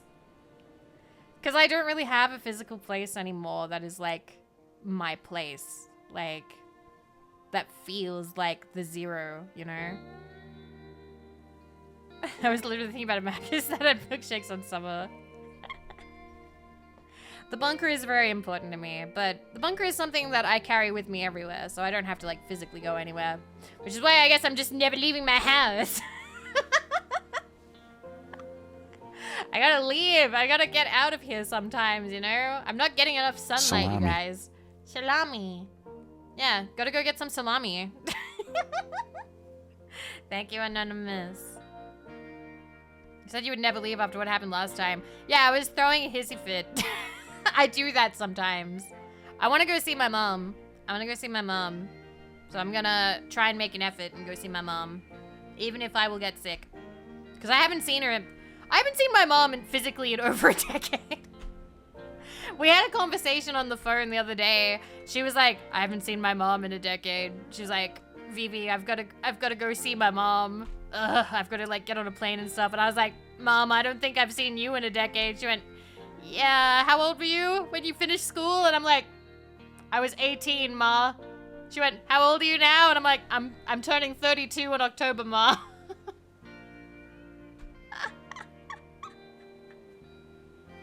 It's been a while, Ma. We should probably hang out. So that's maybe my plan for Christmas. That's maybe my plan for Christmas, to actually go see my ma. That sounds like 20 years. It's 14, but with a burst of second wind, she unzips another one of the many, many zippers on her backpack. Well, unless you take us home, there's not a whole lot you can... The words have barely left my mouth when she dumps a trash bag full of dirty clothes into her head. What? Never mind. Into her head? Wait. Huh? The hole looks small. How do you fit the clothes in there? It only gets more horrifying when she starts tossing in pods of detergent next. What? Yosemite is gonna bust a gasket if I don't get this done. Eve, quick! Say something super mean to me. Wait, is like her head fully hollow in there? Hi, something? It's okay. I can take it. She gives me a determined nod, but I don't think she quite understands that I tend to specialize in this kind of stuff. There's a reason those bozos back at the station called me a porcupine. But if she insists... No one in the entire world, now or ever, what? will ever love you. Eve, what the fuck? Why do you immediately go for a jugular? Yellowstone takes a moment to digest what I said. Her face goes downcast. Wow. What a bummer. Nothing you do will ever be appreciated or acknowledged. It's pointless. That's really heavy. What the fuck? Tears spot the corners of her eyes. Whatever I'm doing must be working, because the distant sound of a bubbling water begins to belch out of a volcano. Pointless, just like your existence. If you think about it, if you keeled over tomorrow, Eve! your impact on the world would Eve, what the basically fuck? amount to nothing. What? I guess the worms would appreciate. She shoves me. I nearly tip over. What the fuck, Eve? What? You should get punched. Knock it off! You're just being nasty now. You big bully! Whimpering, she tries to sniff back tears, but that doesn't stop the water from boiling to the top of her head. Instead of squirting out like a geyser as it has before, it just bubbles at the surface. The clothes rise to the top, wadded up in a soapy ball. Foam creeps down her head like snow resting on a mountain. That's so creepy, but also what the fuck, Eve? So does that mean it's working? Yellowstone nods her head, snorting back the snot as she regains her composure. Uh-huh. Now it's just gotta stay like this for a little while.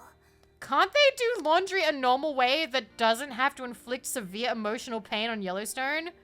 And you have to do this every time you need to do laundry? I can do it without all the waterworks, but it's slow as molasses. That sounds exhausting. Get a washing machine! Or just a bucket or something! Start a fire, boil some water. What? She starts to laugh, but just as quickly it fades into a sigh. It is. But it's cool beans. I've always been a bit of a crybaby anyway. In fact, the first thing I can remember is waking up and crying right over there. My head follows along with her finger until she finally settles on some shrubs on the hillside. In the bushes. Darn Skippy! And in my birthday suit to boot. That's just asking for trouble. Darn Skippy. I didn't have much of a choice. Once I woke up, I spent a long time on my own.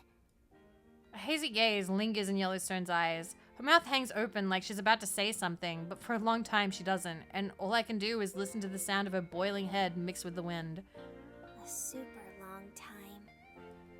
Like a month? I grip the blanket and nervously twist it, knowing full well my guess is on the conservative side. Maybe it's the look she's giving, or maybe it's just a gut feeling. Longer. My stomach takes another plunge. Even if I expected it, it's still sobering to hear. I was keeping track of the days, but then there was this huge blizzard and I lost my spot. I was brushing up against 10,000 though. 10,000 days? How many years is 10,000 days? That's a lot of days. What? That's like 30 years. That's like almost 30 years. What the fuck? No way! I'm no math genius, but I crunched the numbers in my head real quick. 10,000 days is almost 30 years. You wandered around Yellowstone National Park naked and alone for decades? Not naked. I would have frozen my tiny hiney off years ago. You see, there was this nice gal who was out camping. Yellowstone massages the sides of her head, just beneath the base of her volcano. Her eyes squint like she's fighting a migraine. I can't remember if she saw me first or if I stumbled on her. It's been so long, I don't even know what she looks like. But I do remember that she lent me her clothes. And that it was the first time I wasn't alone. Yellowstone's voice sounds like a husk. Hearing it doesn't feel right, like I'm listening to something forbidden. I try to fight it with the only thing I really know anymore, cynicism. Oh no. Being alone out in the woods for a couple years doesn't sound too bad. Don't have to deal with other people, at least. Oh, that's a hell of a defense mechanism you got there. That's the thing. I didn't even know other people existed. Well, maybe I did, somewhere in the back of my noggin. But I sure hadn't seen them before. You're a lot like Yosemite. I am certainly not! Oh, you couldn't be more in love with her if you tried. It's true, though. You both gotta have your alone time. That's dandy and all, but for a gal like me, it was so... dope AF. I might throw myself off this cliff if she says that one more time. I'd never felt something like that before. It made me feel all kinds of warm and fuzzies, so I kept going out and looking for more people. My eyes can't help but drift up to her volcano. Instead of smoke, vapor simmers from it, clouding the top of her head with hazy waves of heat. Wouldn't people be... Spooked? I was going to say mortified, but that works. As sure as the sun would rise. Yellowstone gives a deflated sigh. The steam above her puffs out in a cloud. But if they stuck around long enough, I'd try to help them out. Bring them kindling wood or grub, things like that. Sometimes they'd even talk to me. Volcano just has more pizzazz than Geyser. I don't know. For some reason, I enjoy saying volcano more than I like saying Geyser. It's 10 p.m. Eve's starting to bum me out. You get some rest. Get some rest. I'll deal with Eve. Thank you, Lappin. Thanks for hanging out. Her standards for communication is so low, it's kind of impressive. Part of me wonders if both me and Yellowstone are looking for the same thing, validation. Only difference is that Yellowstone was desperate enough to keep pursuing it while I just gave up. But in the end, they'd always pack up and leave, and I'd be alone again. The corners of the sky have been brushed with a deep, brilliant red. It gradients with a darkening blue. Two different colors from the opposite end of the spectrum. Usually they'd clash, but instead they blend and meld together, mixing into a faded lavender. It was like that. It was always like that. Then Zion and Yosemite found me. Vivi is actively going to go into the game's code, swap out her cynical dialogue with positive toxicity. You do know that there is a middle ground between positive toxicity and that fucking bone-crushing, annoying cynicism that just brings everybody down. There is a middle ground, you know, you don't have to be on either extremes. A question flies across my mind. How? Why would Yosemite and Zion even be in Yellowstone National Park? Hi, Moi Moi. Yeah, we're playing National Park, girls. Yeah. But something inside of me tells me to save it for later, and whatever it is, it keeps me from spouting off my knee-jerk objections. That's the big difference between me and Yosemite. I actually have manners when I want to. For the first time since I woke up on this rock, it felt like I had a place to belong. Like a family, you dig? I'm not sure I understand this game. The girls are personifications of national parks, but the national parks are also real places. Yes, and the girls don't actually know what they are. They are trying to figure it out. Like, the 3 national parks turned girls are sort of like, what the fuck are we? One of them cares a little bit more. So they are trying to figure it out. That is the plot. They are trying to figure it out.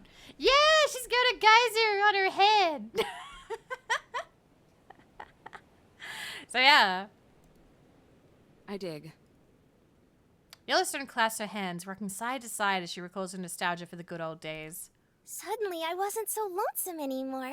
Zion and Yosemite were both so chummy and nice to me. I wanted to do whatever I could to help out around the cabin. Well, good to know Yosemite wasn't always a slave driver. Yosemite didn't used to be a lot of things. Zion too, but in different ways. The steam rising above her thickens a little. Maybe it's even darker. Her pleasant stroll down memory lane comes to a dead end, her voice falling back into that usual monotone sadness. Unusual monotone sadness. But now things are just so different. I try my darndest, but Yosemite is such a grump and Zion can't help out like she used to.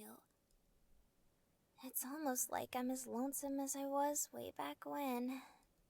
Yellowstone sniffs, and the water in her head bubbles to the surface, spilling down her volcano and into some of her hair. Is that dumb, Eve? Am I just stinking thinking?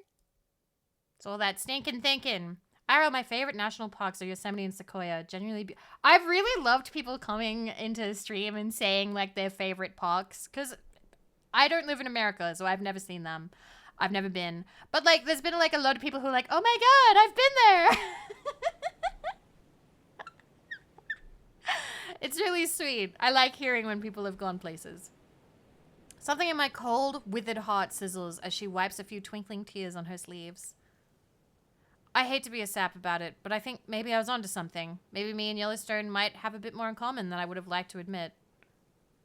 I could never be as open about it as her. Not when a brave face is what's gotten me this far, but that need for validation, for respect, I get it. You're not alone, kid. I don't think it is.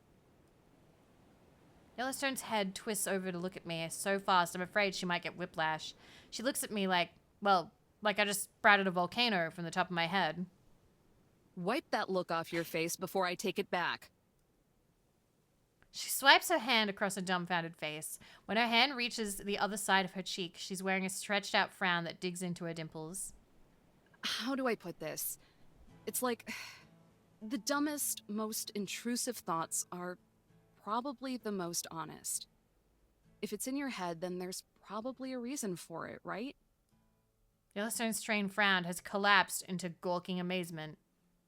Do you get those dumb, implosive thoughts too, Eve? Constantly. Wouldn't have clocked a guy in the face and ended up stationed at the cabin if I didn't. Hot diggity.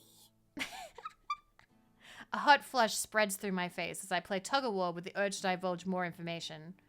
On one hand, she basically kidnapped me and made it so that I'm all but guaranteed to get chewed out by Jesse. On the other hand, I feel like I owe it to her in a way. There's nothing worse than feeling like you're the only one who cares, who's trying. Actually, I had one of those implosive thoughts today. Ooh, don't keep hanging, spit it out! She leans in so close that her volcano is practically in my ear. With all the bubbling, it sounds like a cauldron and smells like a laundromat. So, those campers from earlier? They would have been up a creek without us. Maybe even literally. Them. Yeah. When we were helping them out, one of them said something to me about how her old man used to take her camping before he passed. Wowzers, that's kind of a shocker, seeing as they all looked scared of ya. Trust me, you're not the only one who's shocked. It gave me this weird feeling. Like those warm fuzzies I was talking about? No, cold fuzzies. Yellowstone wraps herself in her arms like she's curling up in a blanket. Nah, the opposite. Like, I wanted to puke. Yikes. You really do hate people. Yeah, the huh? cold stabbies. The cold pointies. I love that. I love cold stabbies. Cold pointies. That's what I thought. I deal with so many clowns and chuckleheads every day, I could build a circus. But this group wasn't No, that. Sinora, we are not talking They were about just nip-naps. Good kids. Looking back, a lot of visitors are. At the very least, they can shut up and follow directions. They're like cattle. Round them up and ship them off so I don't have to deal with them. So when one comes along to remind me that she's a real person, it's A sucker punch? something like that. I let out a sigh right as the wind howls past us and rustles through the trees. I've been doing this way too long. It's rotted me to my core. So something, I think that she's actually, like, in order to deal with her life, or, like, just how much, like, disdain and disappointment and everything, yeah, she has kind of buried her empathy, and when it came back up, she suddenly wanted to throw up. She suddenly was, like, really, really not okay, being, like the whiplash of, like, realizing that she has become this way, you know? But a core is better than nothing, and nothing is all I would have had left if I turned to mush. I tried being vulnerable or open. For years I did. But all it left me with was who I am now. Yellowstone leaps to her feet. Hot water splashes everywhere. Bogus talk. Sounds to me like you had a bonding moment and you're too chicken to admit it. The fighter in me swings up without a second thought. I am not afraid of admitting anything. Even if I'm swinging way outside the truth. Oh, yeah? Not even that you had fun helping those campers out? I freeze. Stare. Look away. Damn it. Now she knows. Yellowstone crouches down, leaving ever closer as she tries to coax the answer out of me. Not even an itsy bitsy teeny weeny bit? She stuck her tongue out in the middle of that. Okay, fine, fine. Fine.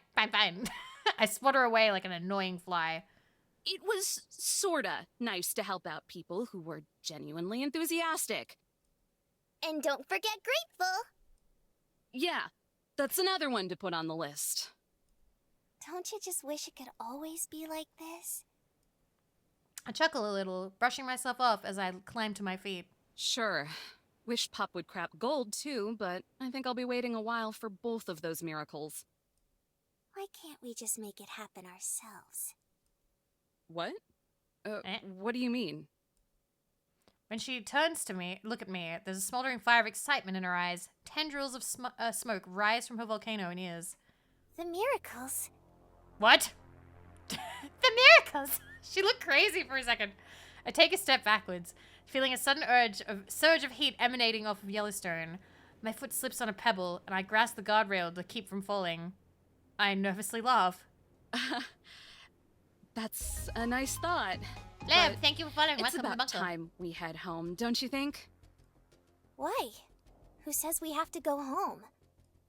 What are you talking about? Of course we have to go back. Do we, though? Do we really? Soft orange glow starts to light up her head like a shy sunset. Okay, whatever you're doing definitely isn't funny. Just take us home now. We've been here long enough. I wouldn't have minded staying a few minutes longer, just to let her enjoy it, but with the way she's acting now... I don't like it. It gives me a bad feeling. The kind I feel before getting a serious call from dispatch. Something instinctive. Yellowstone shakes her head, causing the smoke to weave a lazy spiral in the air. Just think about it, Eve. We can go around helping folks and they'll always appreciate it. And nobody will ever yell at us. Oh no. I get how you feel, but that wasn't... If you get it, then why not? Were you just fibbing when you said all that stuff about people being good? Something about a yandere being like, were you just fibbing? Were you just fibbing when you said that? The question is like a smack across the face. I'm not even sure how to go about responding at first. That's not important. I have responsibilities. You have responsibilities. Yandere stone. No. Yosemite says I have responsibilities. I only ever wanted to help, but not if nobody cares. You brat. I can feel all the goodwill that Yellowstone has built up over the day crumbling away. This little crisis you're having? I've been dealing with it every day for the last 5 years, so don't you even try to lord it over me. Okay. Your stunt has already cost me the entire day. My supervisor is never gonna let me hear the end of it. With each sentence, I take a step towards her, regaining the distance I lost earlier. Yellowstone just shakes her head like a petulant 5-year-old, tuning out or ignoring what I say. She's going to be asking what caused me to abandon my duties. And the truck, which is government property, I might add, and I'm not gonna have anything good to tell her. So the least you can do, literally the absolute least, is take me back like you promised and suck it up like I do. Uh-oh. Finally, we're a little over arm's length away from each other. You don't get it. Her voice is a hoarse whisper. Smoke swirls from her head, wrapping around us. Say that again. I reach for her, ready to drag her ass back to Yosemite National Park myself. No one gets it! A wave of violent heat ripples off of Yellowstone, hot enough that it drives me back again. I press my hand to my forehead to shield myself. Ah! What the hell? The air shimmers in front of her as Yellowstone clenches her fists. Black dust mars the ground beside her, where she just obliterated some poor weeds. Pieces of charred laundry rain down on us, and for a brief moment I can see something like regret on her face. But then she switches back to looking upset. I don't even know why. I haven't even had time to ask. She went from 0 to 212 in just a couple of seconds. My mouth goes dry. I thought maybe, just maybe, you would understand. But I was wrong. You're just like Yosemite! Well, I'm sick of it! She takes a step backwards, and the entire ground shakes. Startled birds take to the sky, abandoning the trees in droves. I lose my balance, falling to one knee. Uh-oh. The ground rumbles yet again. Yellowstone unleashes a frustrated, blood-curdling scream. Nice. My hands go from shielding my forehead to covering my ears. When the scream is over, I look up just in time to see Yellowstone disappear into the woods. Hey! Where do you think you're going? Doesn't do any good, though. All that remains of her presence is the ashy ground where she stood and the remains of the laundry. I think one of Yosemite's socks landed on the picnic blanket. I stumble to my feet and give chase. It's difficult to follow her, but because I keep losing my footing, but I do my best. Other campers and hikers fly past in varying degrees of panic, but don't listen to what they say. You little brat! I'm gonna shove my foot so far up your ass, it'll come out that volcano! Animals go by too. Terrified rabbits and mice and a few desperate deer all careen past. I can only imagine what it's like in other parts of the park if they're affected. Yellowstone! running through Yellowstone Park screaming Yellowstone. I'm gonna sound like an idiot to anyone who hears me, just screaming the name of the park. Yeah, and they mention it, but I don't care. I need to find Yellowstone, the girl, and get out of here.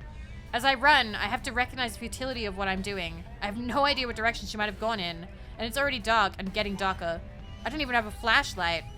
With a sick sense of irony, I realize I'm doing exactly what I yell at unprepared hikers for doing, wandering off the paths without a plan. I keep running. My hat flies off my head. I reach to grab it, but the ground rumbles again. Whatever.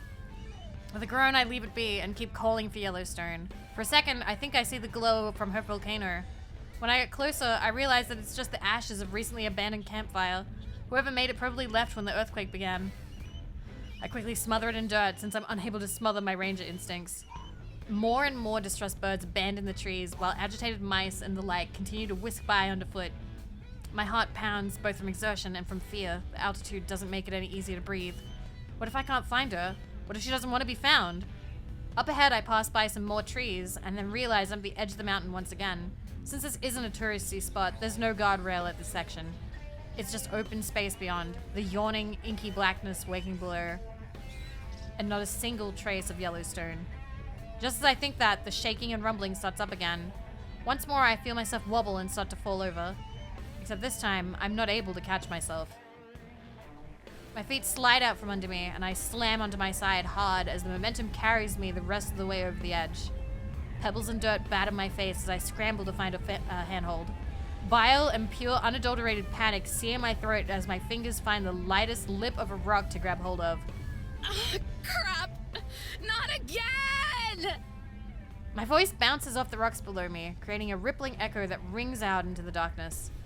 My hands sting and my arms ache from the effort of supporting me. It's only been a couple of seconds. This is pathetic, and the worst sort of irony. My life doesn't flash before my eyes, so maybe that's a good sign. Unless that happens right before you hit the ground. I strain my muscles as I try to pull myself up. Reminds me of my training back in Glencore. Feel the burn, Adams, feel the burn! Trickle of dust pours into my face as the rock ledge I'm holding onto starts to crumble. I can feel the stones starting to slide past my fingers. Damn it, it won't be able to hold my weight. It's really gonna happen like this, huh? Spend years of my life telling people to be careful around cliffs, only to end up falling off of one myself. The universe sure does have a way of kicking me when I'm down. I shut my eyes. Maybe it's not so bad. At least this long joke will finally be over. The stone gives way. I fall. A force presses against my back. My boots grind against the cliffside as I slow to a floating stop. The sound of a roaring wind is replaced with the flapping of two overworked wings. A small, familiar voice squeaks out from behind me. Miss Eve, you're really heavy. Zion? The lolly saved us! My eyes drift down to my feet. If someone looked at this sideways, it might seem like I'm walking up the cliff. Don't worry, Miss Eve. We've got you. Is she here too? I glance back at Zion, but I immediately regret it when I realize I still can't see the bottom. What do you mean by she? I could have just left you to plummet to your death, you know. Somebody's harsh voice carries from above me. I look up to see her holding out her hand. Without thinking, I grab it. Zion, finally free of the burden that is me, slides down to my boots and holds them up. With one giant heave, Yosemite pulls me onto the cliff. Miss Eve, are you okay? Am I okay? I pour at the ground, half expecting it to erode and fall away, or to realize that I'm dead, and that Yosemite and Zion being here are just fantasies in my brain concocted to help me accept it. Did the fall make you forget how to talk? That Yosemite, though. Yosemite slaps my hat over my head. It's crooked. I'm okay. Thank you. I awkwardly sit up, shame keeping me from looking into Yosemite's eyes. Of all the people to be indebted to. How did you find me out here? The paintings work both ways. Also, I had Zion patrol the bottom of the cliff because I figured you were already dead. That's comforting. Zion tugs at my sleeve. Miss Eve, not to interrupt, but do you know where Yellowstone is? Yellowstone's mad at you. That's right.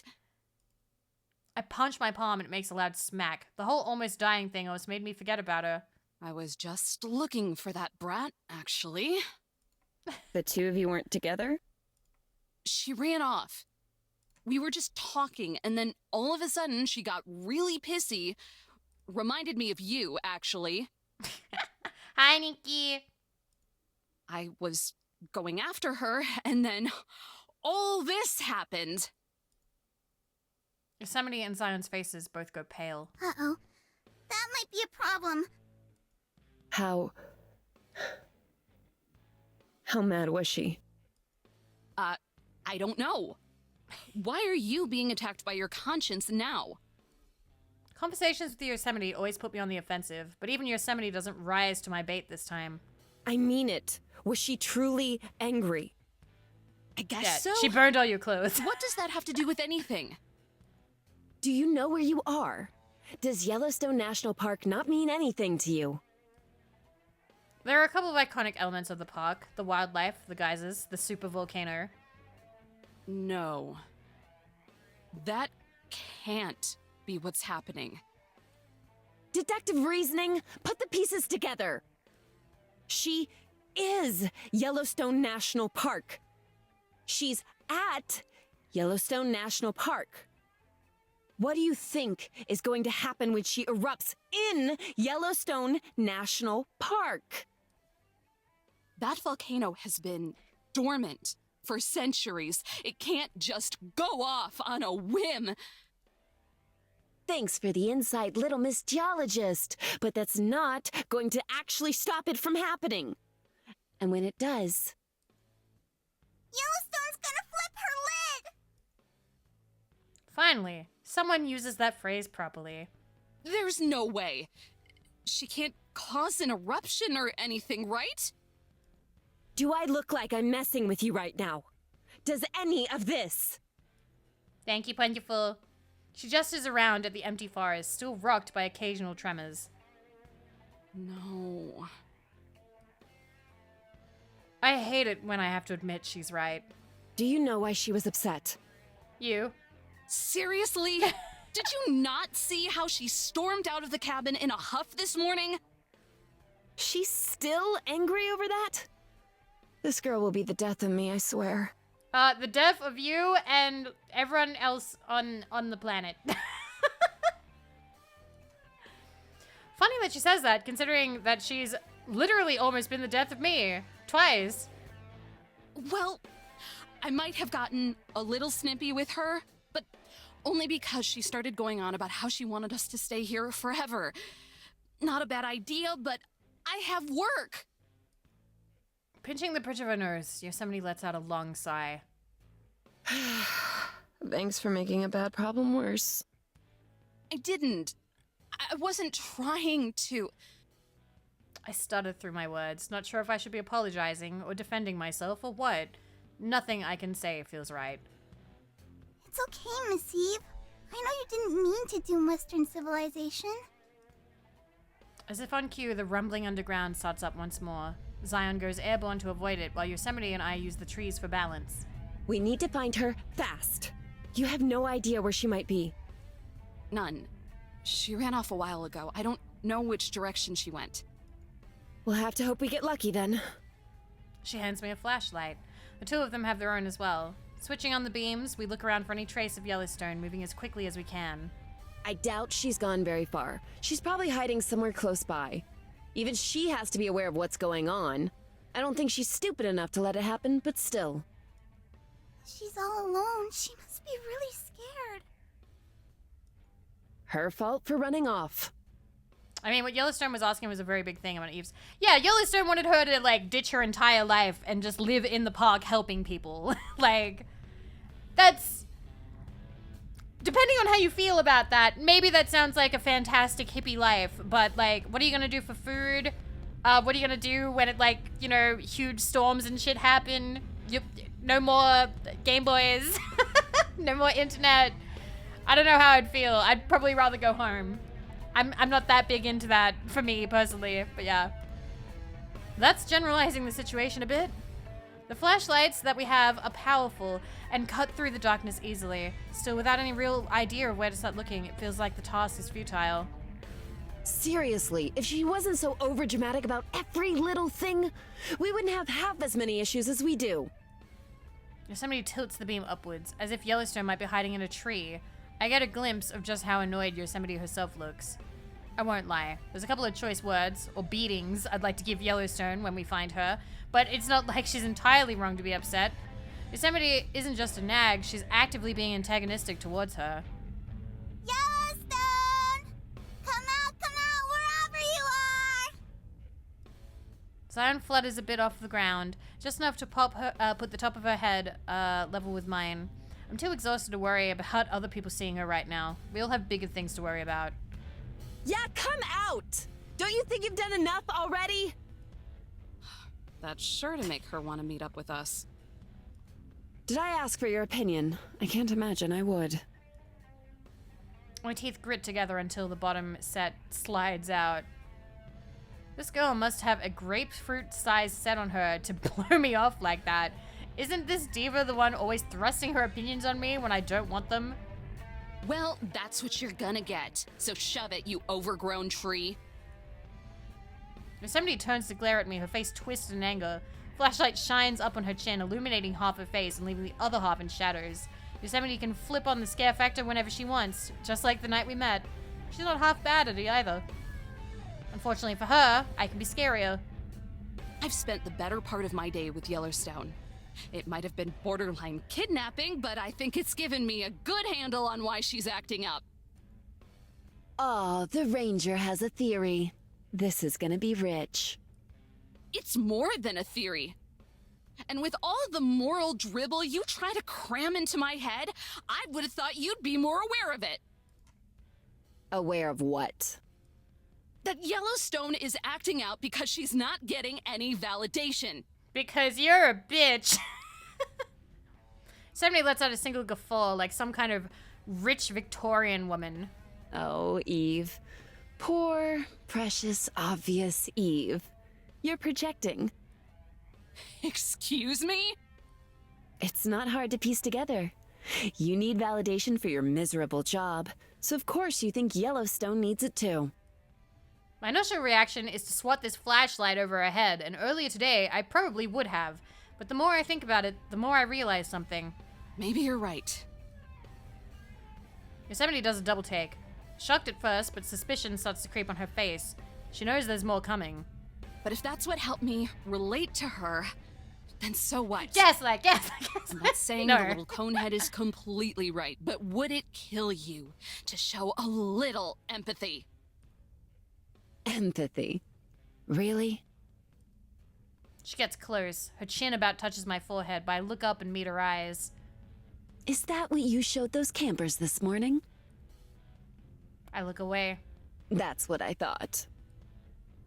That's a straw man. What a dirty trick. But I get the point. I'm not exactly in a position to defend people who have a penchant for screwing up. But there are people behind mistakes. People like Clara and her outdoorsy dad. Yosemite walks away, shining her flashlight back on the forgotten paths and shaking trees. Listen close, Eve. There's a difference between being ignorant and insistently inconveniencing others. Yellowstone is like a child who won't mind. She's just throwing a tantrum until someone notices her. Don't be that person. Punch I her in can the face! only hope she's not dumb enough to. Will you stop being so mean to Yellowstone?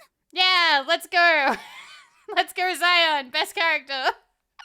Yosemite and I both freeze in our tracks as Zion's voice cuts her off. We both turn to face the little cherub, who looks very unhappy. It's like you aren't even hearing what Eve's saying. Maybe Yellowstone is lashing out, but she's only doing that because she's sad. Yellowstone loves helping. It's her favorite thing in the whole wide world, but wouldn't you be sad if no one ever thanked you? All you do is complain about her, even though she does so much for us. Maybe I'm not the best at saying thank you to her either, but at least I don't say lots of mean things about her when she's not even around. Yeah, tell him! You always tell people to be smart and to help others be smart. Then why can't you tell Yellowstone what she's doing wrong and help instead of just calling her dumb? Ugh, you make me so mad! Go off, Zion! We love you! She flaps her wings angrily and moves close to Yosemite, who watches open-mouthed. You're nothing but a big old hypocrite! Now Yosemite's mouth snaps shut like a mousetrap. She blinks several times, several budding tears leaking out. She meekly nods. I don't have anything to say either as Zion descends to the ground, her footsteps light enough to not make a sound. She marches off toward a bush nearby. What? Where are you going? To find Yellowstone. I look to Yosemite, who is shielding her face with her arm as she chokes on her muffled tears. Yeah, she just got told. Wow. She just got told. What? What are you looking at? Keep walking. She tries to wipe her tears, but it only makes her eyes more red. I back away and follow Zion's lead. Holy crap. Somebody just got chewed out by a toddler. Zion kneels down. Wow! Mia! Hello! Hello, Mia! Hello, Raiders! Welcome! Guys, you just missed, you just missed the national parks fighting. Zion and Yosemite were just fighting. Hello. What? Fudge. Hello. Thank you. Thank you for shouting at Mia. How is unpacking? How is unpacking? Was it good? Did you get everything unpacked? I love that game. Also, hi, Titan Slayer. Hello. Hi. I love that game. That game's super fun. Wait, the anime girls are national parks? Yes! Yes, they are. So right now, so this is Eve. She's a ranger. She's just a park ranger. This is Zion of the Zion National Park. Yosemite was just over there. Yosemite was just over there. Actually, let me save. Okay. We can reload real quick. Let me show you. So, there's Eve. That's Yosemite. This is Yellowstone. She has a volcano for a head. We're currently looking for her. She just got very angry and now the super volcano might blow up. And then this is Zion. What a silly concept. I think it's good. I think it's fun. So this is a Yuri visual novel. There's been no payoff yet, but at some point, I'm sure. Looks really cute. It is, yes.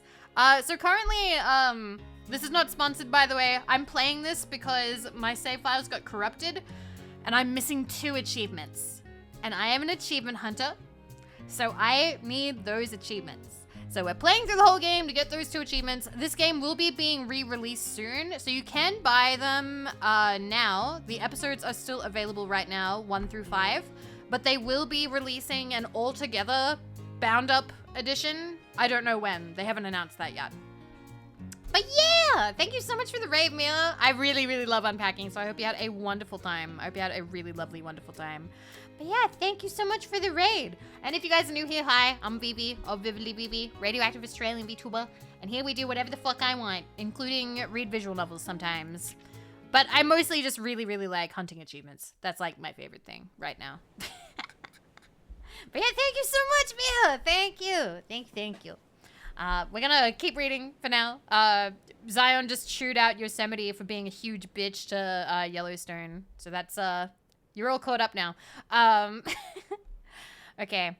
Zion kneels down and I crowd around her to see what she's doing. Yosemite drags a wave behind us, sulking. So it's kind of like watching an anime together, because it's, all the character voice lines are fully voice acted. It's just the narration that's not. There, underneath the bush Zion chose, is a cute little bunny rabbit. He's ash gray with the teeniest little black spot on his ears. Zion deliberately aims the beam of her flashlight to not blind him while she lays a hand against it. Only then do I realize that it's quaking in fear. Little tremors and spasms, like the ones that have been shaking the earth, rock its body. Its wild eyes dart around while its snout twitches. Poor thing. Shh. Without even looking, Zion shushes me with a finger against her lips. Gently, ever so gently, she strokes the hapless rabbit. Soon, its shaking stops. What?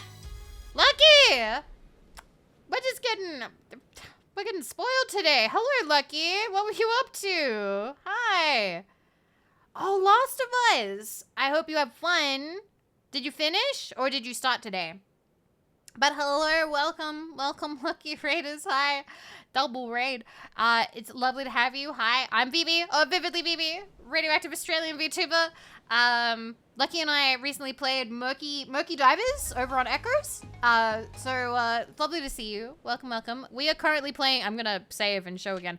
We are currently playing National Park Girls, which is, let me show you. National Park Girls is a visual novel, Yuri visual novel, where you are seeing the story of Eve, the park ranger, and there are girls who are literally national parks. So this is Yosemite, this is Yellowstone, and this is Zion. And they're trying to figure out why they exist. And yes, Yellowstone has an actual volcano for a head. So yeah, thank you so much. Thank you so much for coming by. Hello. I hope you had a wonderful stream, Lucky. Miu, Lucky, if you need to rest, please feel free. We're just gonna be here. Hopefully the girls are fighting right now, so hopefully they make up. Hopefully they make up. They've been yelling at each other. It's been very drama. She just found a bunny. Basically, Yellowstone got very mad, and now the super volcano might blow up. Okay, you're all caught up on what the plot line is right now. You get some good food.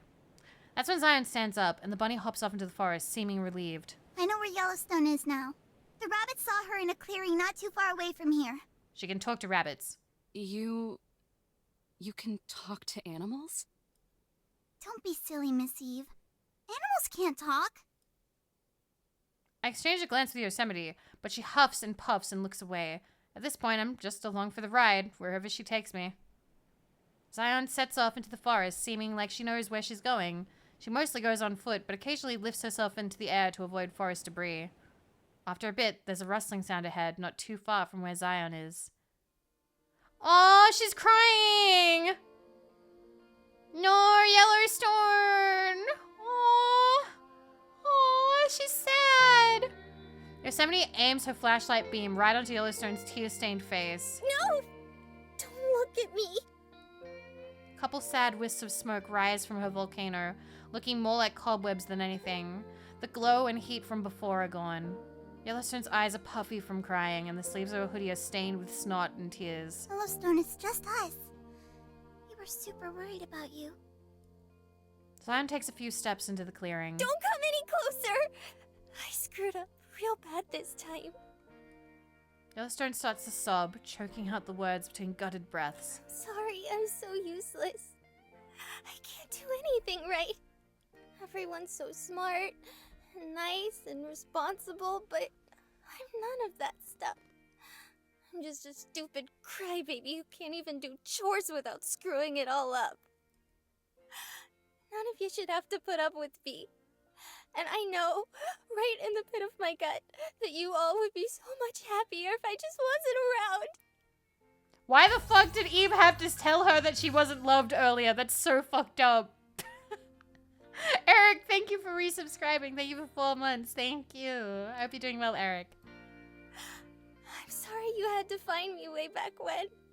I'm sorry for being no good. Don't you dare say that about yourself! She hurries over to her friend, wrapping her arms around Yellowstone, who kneels down close to the ground. They embrace each other, Yellowstone sobs coming hard and fast. But I burned the laundry. The laundry. I almost forgotten all the panic, but they were in her head when she went and exploded. I hope mine was in another load. Who cares about those old clothes? I was afraid that I wouldn't get to say thank you for all the nice things you do for us. Zion is the best character.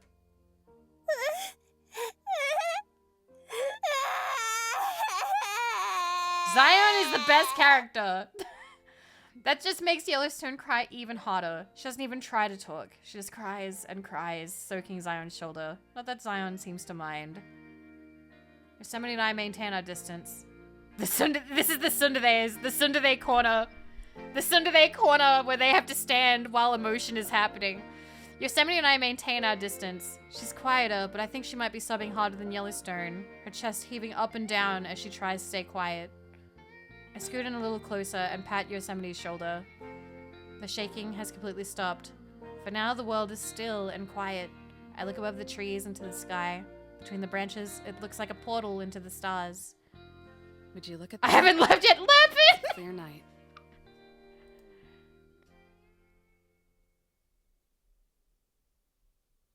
Aww. Reprimands, write-ups, trail duty. You'll be helping Simmons clean up so much trash that the plastic is going to biodegrade before you're done. I flinch away from the headset as Jesse continues to squawk out new additions to the growing list of punishments I will be receiving. Thank you, Sleeping, for the follow. Hello, welcome to the bunker. With all due respect, ma'am, if I've proven my incompetence at taking out the trash, then maybe that isn't the best course of action? My voice stiffens. I sound like the verbalization of a 2x4, but if I appeal to Jessie's paramilitary side, I might be able to get out of this. She pauses, nothing but static coming from the other line. Maybe I'll actually be able to pull this off. Cute. Let's see if you can keep up that charm when dealing with the field trip group tomorrow. Any other holes you want to dig? Not really. Yikes. Jessie doesn't just lay down the law, she is the law. Still, it's not like I can actually explain myself. What would I say? Sorry I neglected my duties and left the government's truck in the middle of nowhere, but Yellowstone, the girl, took me to Yellowstone the park? Well, you see, I got teleported to Wisconsin and almost destroyed the world by saying mean things. May as well trade my badge for a straitjacket at that point. Groaning, Jessie fakes a cry that sounds just a little too real. Why is the baby the good person? You always make my job so much harder, Eve. Is it fun? I remember when I used to have fun. Oh, boy. I really did it this time. Look, I'm really sorry, Jessie. Something came up, and I had to, I cough because there is no way I can say this with a straight face, and it won't sound bad. hitch a ride back and take care of it. God, it sounds even worse out loud. Take the truck, then! I had to send Ernie to go get it. Now I'm down a man, and there's 24 completely full trash cans in high-occupancy areas. Oh, no. As if I didn't already have enough on my hands with all this Yellowstone business. Do you know how many locals called me about the earthquakes? Why is she Please dealing tell with me that? it was just one lone idiot. Try 42. Today. Hi, Umbra. Someone give this poor woman a break. Whatever she makes isn't enough. It's like, hello? This isn't even the right park. And even if it were, I don't have any information that's not on the news. And I don't think my degree in criminal justice qualifies me to try and gather more. So something bad happened in another park, so people were calling a completely different park? No, you know what? I believe that. I'm at the end of my rope, and it's starting to look more and more like a noose. For the past 12 hours, the news cycle has been ablaze with reports of volcanic activity centered in Yellowstone National Park. Several earthquakes, one of which was a 7.2 on the Richter scale, have also been reported. People with a degree in criminal justice be like... All the scientist types have been up in arms. Young guys with messy hair on talk shows huffing and puffing about how catastrophic this could be. Call it a hunch, but I think it's all gonna die down in a few days. Well, it sounds like you have your work cut out for you. Give me a call if you need a hand. I'm not good for much, but maybe I can help you manage the chaos. Aw, Eve. In my head, I can clearly see her bring her hand to her chest in appreciation. I always knew you were good. You just need a push in the right direction. That's me, Eve the Good Ranger. Well, Eve the Good Ranger, don't think your newfound kindness means you're off the hook. Her voice gets quieter, but she sounds closer than ever, as if her lips are brushing against the mic. Not by a long shot. Oop. Static. Over and out. More static. I set aside the mic and headset. An ominous sense of dread washes over me as I drag myself over to my spot at the table. Trouble in Paradise? Somebody peers over her book. I flop down on my chair and glance over at Yellowstone, who is busy working away at the sink. Nothing worth opening wounds over. Sunlight bursts through the window, the flimsy curtain doing little to inhibit it. It drapes itself like a lazy cat across the table, warming the pages in my hand. I pick up my pen. It's in my grasp over Teddy, one page already half full with words. I pause, staring out the window, and try to think of what to write next. Yosemite alternates between sipping her tea and writing a few words at a time. She catches me staring once, but rather than challenge or an insult, she just nods in acknowledgement. An unspoken truce between us. Not far away, Pup and Zion sit beside each other on the floor. Pup wolfs down a bowl of the finest puppy chow, his long tongue assaulting every single speck of food. Zion balances her bowl of oatmeal on her knee, a generous portion of raisins decorating its surface. She tries, unsuccessfully, to feed one to Pup. That's not coyote food either, is it? Yellowstone glances over from the hot stove where she's cooking. Zion looks up, a raisin still stuck to her finger. Coyote food? Yup. Weren't you saying the other day that he shouldn't have any people food? Zion frowns for a second, then smiles wide. Yeah, that's probably a good idea. Wait, Zion, no, raisins are grapes, and those are toxic to dogs. Are coyotes the same? Are coyotes also not able to eat the things that dogs can't eat? Or do they have a completely different, like, gut situation? Because I have no idea. I don't know. I don't know these things about animals. Sorry, boy. I shouldn't have teased you with this. I mean, they're canines, aren't they? Yeah, but do all canines have the same... Wait a minute. Grapes.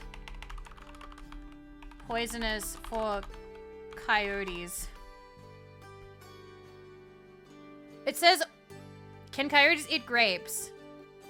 Omnivorous, they eat darn near anything. Rinder-listed rabbits, carrion rodents, young deer, insects, raisins, blueberries, watermelons, table grapes, pets, and human refuse.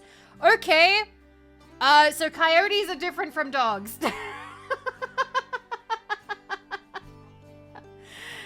Coyotes, okay. Coyotes are different from dogs, apparently.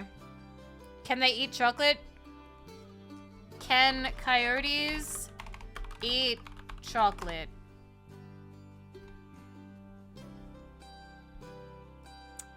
Okay, this one's saying that chocolate should be just as toxic to coyotes as it is to dogs. Chocolate poisoning is rare in the wild. But chocolate has been used to control the growth of coyote populations in the US. Ooh, okay, so I'd assume that they are then. I'd assume that they are then, right? Yeah, whether they should or not, they'd probably try. Yeah, you're right. You're right, you're right, you're right. Anyway, the raisin on her finger rejoins the rest of its kind. Pup seems wholly indifferent. He's finished his meal and is pushing his bowl around the floor as he tries to slurp up every last morsel. Yellowstone smiles to herself as she stirs the eggs and flips the pancakes. I'm not sure that anyone else sees. As she cooks, she occasionally darts away from the stovetop to place an errant book back on the shelf or to wipe down the stains left behind by my coffee mug. She rinses out the percolator, deposits in the sink, then with the same motion she deftly slides a perfectly round pancake onto a plate.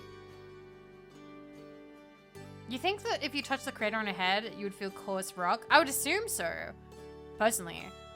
She repeats the process I'm getting dizzy, several more times before carrying two steaming plates to the table. Bon appetit! It's the thought that counts. She slides one of the plates in front of me. It's laden with fluffy scrambled eggs and equally fluffy pancakes. Okay, This they should looks not great. be the same level Like of always. fluffy. Bon appetit. Yellowstone beams in response. Then she swoops over to the other side of the table, proudly delivering Yosemite's breakfast a safe distance away from the open book. Yosemite slides that away as she picks up her fork. Thanks. Bye, Tycoon. Sleep well. Yellowstone's hand freezes just inches above the tabletop. I also set down the bite of food I was about to take, staring at Yosemite. What? She hardly chews and swallows the first bite of food, looking from me to Yellowstone and back again. Two big old tears swim in Yellowstone's eyes. Tears of joy. Don't mention it. I can't believe my ears. She knows how to say the T word after all. Somebody glares at me, but it's not as sharp as usual. After all, she knows she can't really deny it in this case. So she just rolls her eyes, sheathing the daggers in them, and goes back to her breakfast. And with a bounce in her step, Yellowstone goes back to her own meal. Pancakes are as perfect and delicious as before. I devour them with gusto, a lot like Pop with his meal. Some of the syrup from the cakes is spilled over onto the eggs, giving those a tinge of sweetness. Scarf them down too. We spend our whole meal in comfortable silence, save for the occasional whine from Pop and the giggles from Zion as she plays with them. Once we're finished, I collect both my plate and Yosemite's and start to carry them to the sink. Like a homing missile, Yellowstone intercepts me, whisking the plates out of my hand before I can even protest. Oops, I can handle those. Just gotta shake a tail feather here. Reach my point. That's okay. You go retire. You go retire. Listen, we might just do this episode for today. And then I will try and do like one episode per stream. Because then we'll be done very quickly. I'm sure we will. Half a pancake and most of Yellowstone's scrambled eggs remain on her plate. It's okay. You can finish eating. I can take care of these. I reach for mine Yosemite's plates once again, but Yellowstone holds them out of reach. There's already a precarious stack of dirty dishes in the sink, and I don't know how she plans to add these to the pile without making a mess. Aster, thank you for the follow. Welcome. It's no sweat. No siree. Despite the visible beads of sweat on her face, Yellowstone keeps up the charade. Hey, seriously, just let... Yellowstone starts to lose her balance, and the syrupy fork slides from her plate and clatters to the ground below. Pup flinches in surprise, growling at the insolent piece of silverware that's dared enter his domain. Oops.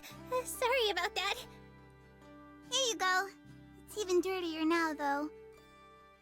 Dirt and dust cling to the maple syrup, clogging up the tines of the fork. Yellowstone grimaces as she tosses it into the sink, aware of the extra scrubbing it'll need. It's like a couple more wipes.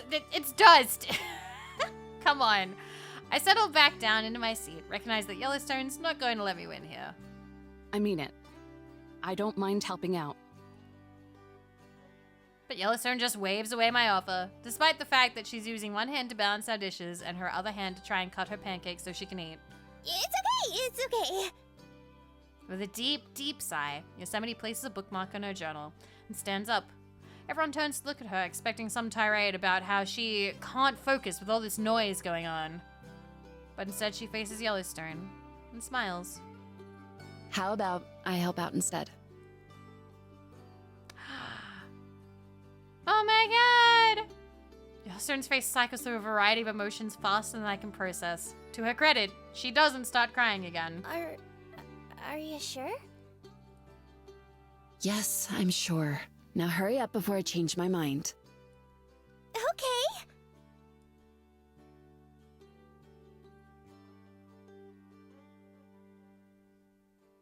Educate yourself.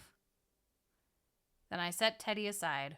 Outside, a loud banging sound begins to disturb the quiet park air. Thank you, Loaded Darkness for the follow. Welcome to the bunker. There's a distinctive sound of a door being thrown open, then familiar voices can be heard. Told me you had taken care of it last night. I don't know where the stinking office is, and I don't know if they can help us. Well, go find someone. You can't go all day without water. I know. Just Yesterday's idiot. give me a second to think. The bickering couple from yesterday, with their clunky tin can. I reach my hat and put it on, adjusting my uniform just a little bit so my badge is visible. Are you gonna go give them what for? No, not this time. I head to the front door, my hand on the knob. From the sink, Yosemite glances at me over her shoulder and throws me a nod. I'm gonna go help out. Aww, character development! Yay! So much character growth happening. Aww. Alright. So, episode 2. Helping people good. Believing in people good. Saying thank you good. Super volcano bad. Super volcano bad. Ending civilization bad. So yes, that's episode 2. We still have 3 more to go. Now here's the thing. Last time I kept going and we did halfway through. I think we had gotten raided or something had happened. But honestly, I feel like it would be better if I keep it to like 1 episode to stream, because that way it's more neat and tidy, and also I can tell so many of you need to go to bed. So many of you are sleepy. Go to bed. I feel like it's not all of you, but I know that there are some of you that if I keep streaming, you're gonna stay up. And I can't have that on my conscience. I can't have that on my conscience. So I will call it after this episode and we will do another stream soon. Yes, you want to go bed. You want to go bed. Yes, you do. Yes, you do. Only just got up. Go bed. It's back to bedtime. Yes, it says. Oh, look. An angel of Drakness. Aww. Look at all these Patreon supporters. Aww. I don't want to. Wait. Oh, I'm getting a phone call. I will answer that. I can call back in a minute. But actually, no. No. It's fine. He'll know. He'll know.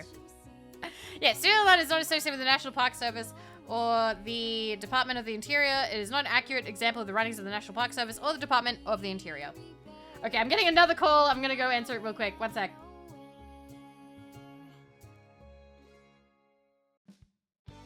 Howdy, yo, campers! And welcome back to another edition of mine and Zion's Fireside Chat.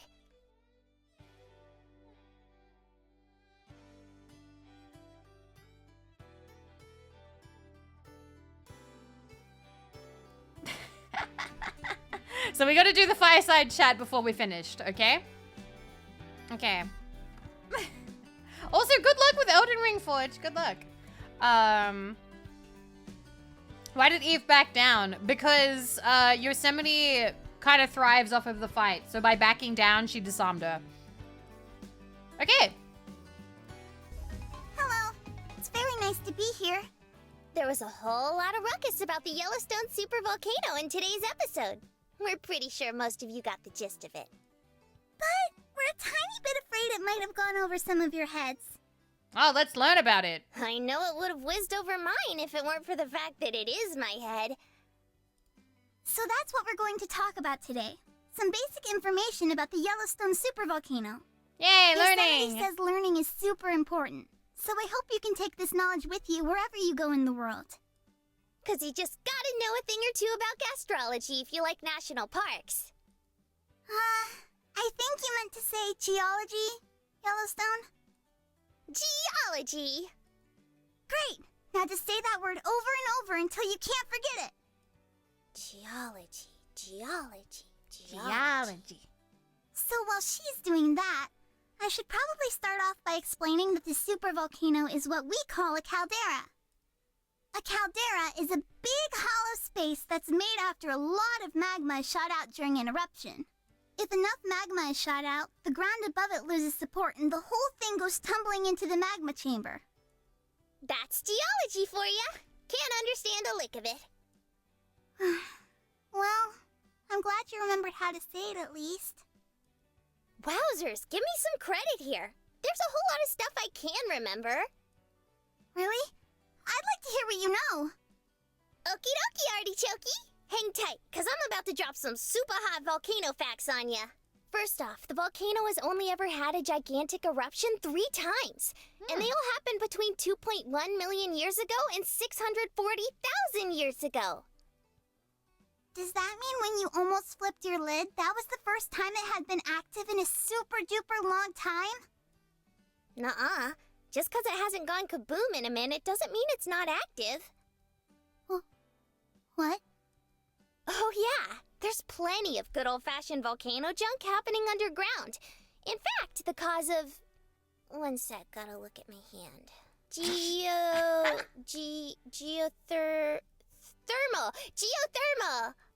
In fact, it's because You of like all the Jellystone? geothermal vents that we have a whole slew of geysers across the park, including my gal Old Faithful. Ain't that just groovy? That is pretty dope AF. Yay! But what if it goes kaboom for real? It's a That little was scary beautiful. to think about. No need to freak. As long as I don't flip my lid again, it should be all good in the neighborhood. Oh, that's a relief. Thank goodness. But Uh-oh. a lot of tiny earthquakes do happen in Yellowstone, somewhere in the ballpark of 2,500 every year. Wow. Oh, that's more than I would have expected. Relax, it's just nature doing its thing. It doesn't sound so bad when you say it like that. It's totally gonna blow one day, though. Please don't say something so terrifying so casually. Not today, cutie. Or tomorrow. Or even in the next couple centuries. But it will. One day.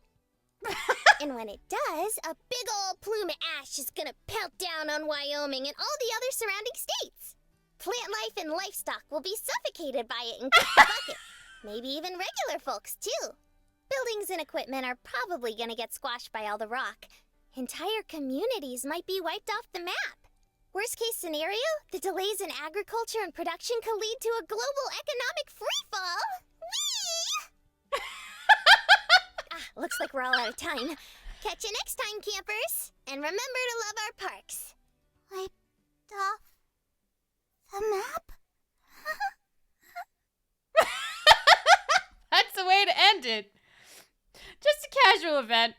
Okay, so the next one is gonna happen like right away, so I'm gonna save here. We're leaving. Stop playing the song. Okay. This is why I hate nature. Thank you guys for hanging out. I know this was a short stream, but you know, it's a little midday stream. Little midday stream when we do some reading. I do want to finish this. I don't know how long that's gonna take us. I think maybe another 3 streams will probably do it. Unless we have like one really, really long stream.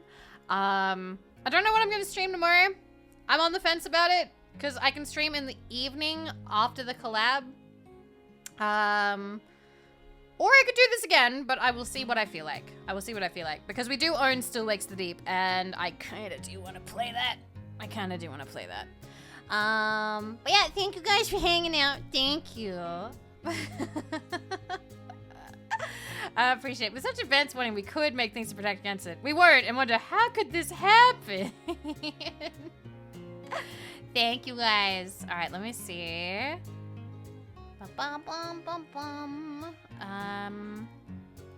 I see. That's a lot of people playing Elden Ring. Oh, that's a lot of people playing Elden Ring. Many people. So sorry, Elden Ring fans. I am gonna find something else to raid into. Ooh. Actually, give me a sec. Yeah, let's go. Okay, we're gonna raid Hylia, who is playing Ocarina of Time, because I do love Ocarina of Time, even though I've never played it. Love to play it someday. Ba-ba! Thank you guys for hanging out. I appreciated it, and I will see you guys real soon, I'm sure.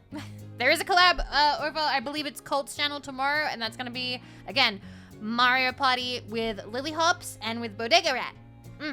And it's been a year in the making. We tried to organize this a year ago, and it's only finally happening now. I'm so proud of us for finally doing it. All right, I will see you guys real soon, I am sure. If you are debating going to bed, go to bed, okay? Go to bed. Okay, you're tired, go to bed. It's late, go to bed, okay? Okay? This is, if you're like on the fence about going to bed, this is me saying, hey, get off the fence, go to bed right now. And if you just woke up, have a lovely day. Okay, what time is it tomorrow? I believe it's like 7 a.m. for me. I am sorry, I forget exactly when it is. I can double check. Yeah, 7 a.m. for me. So 7 a.m. Sydney time. I don't know what that is for you. Okay.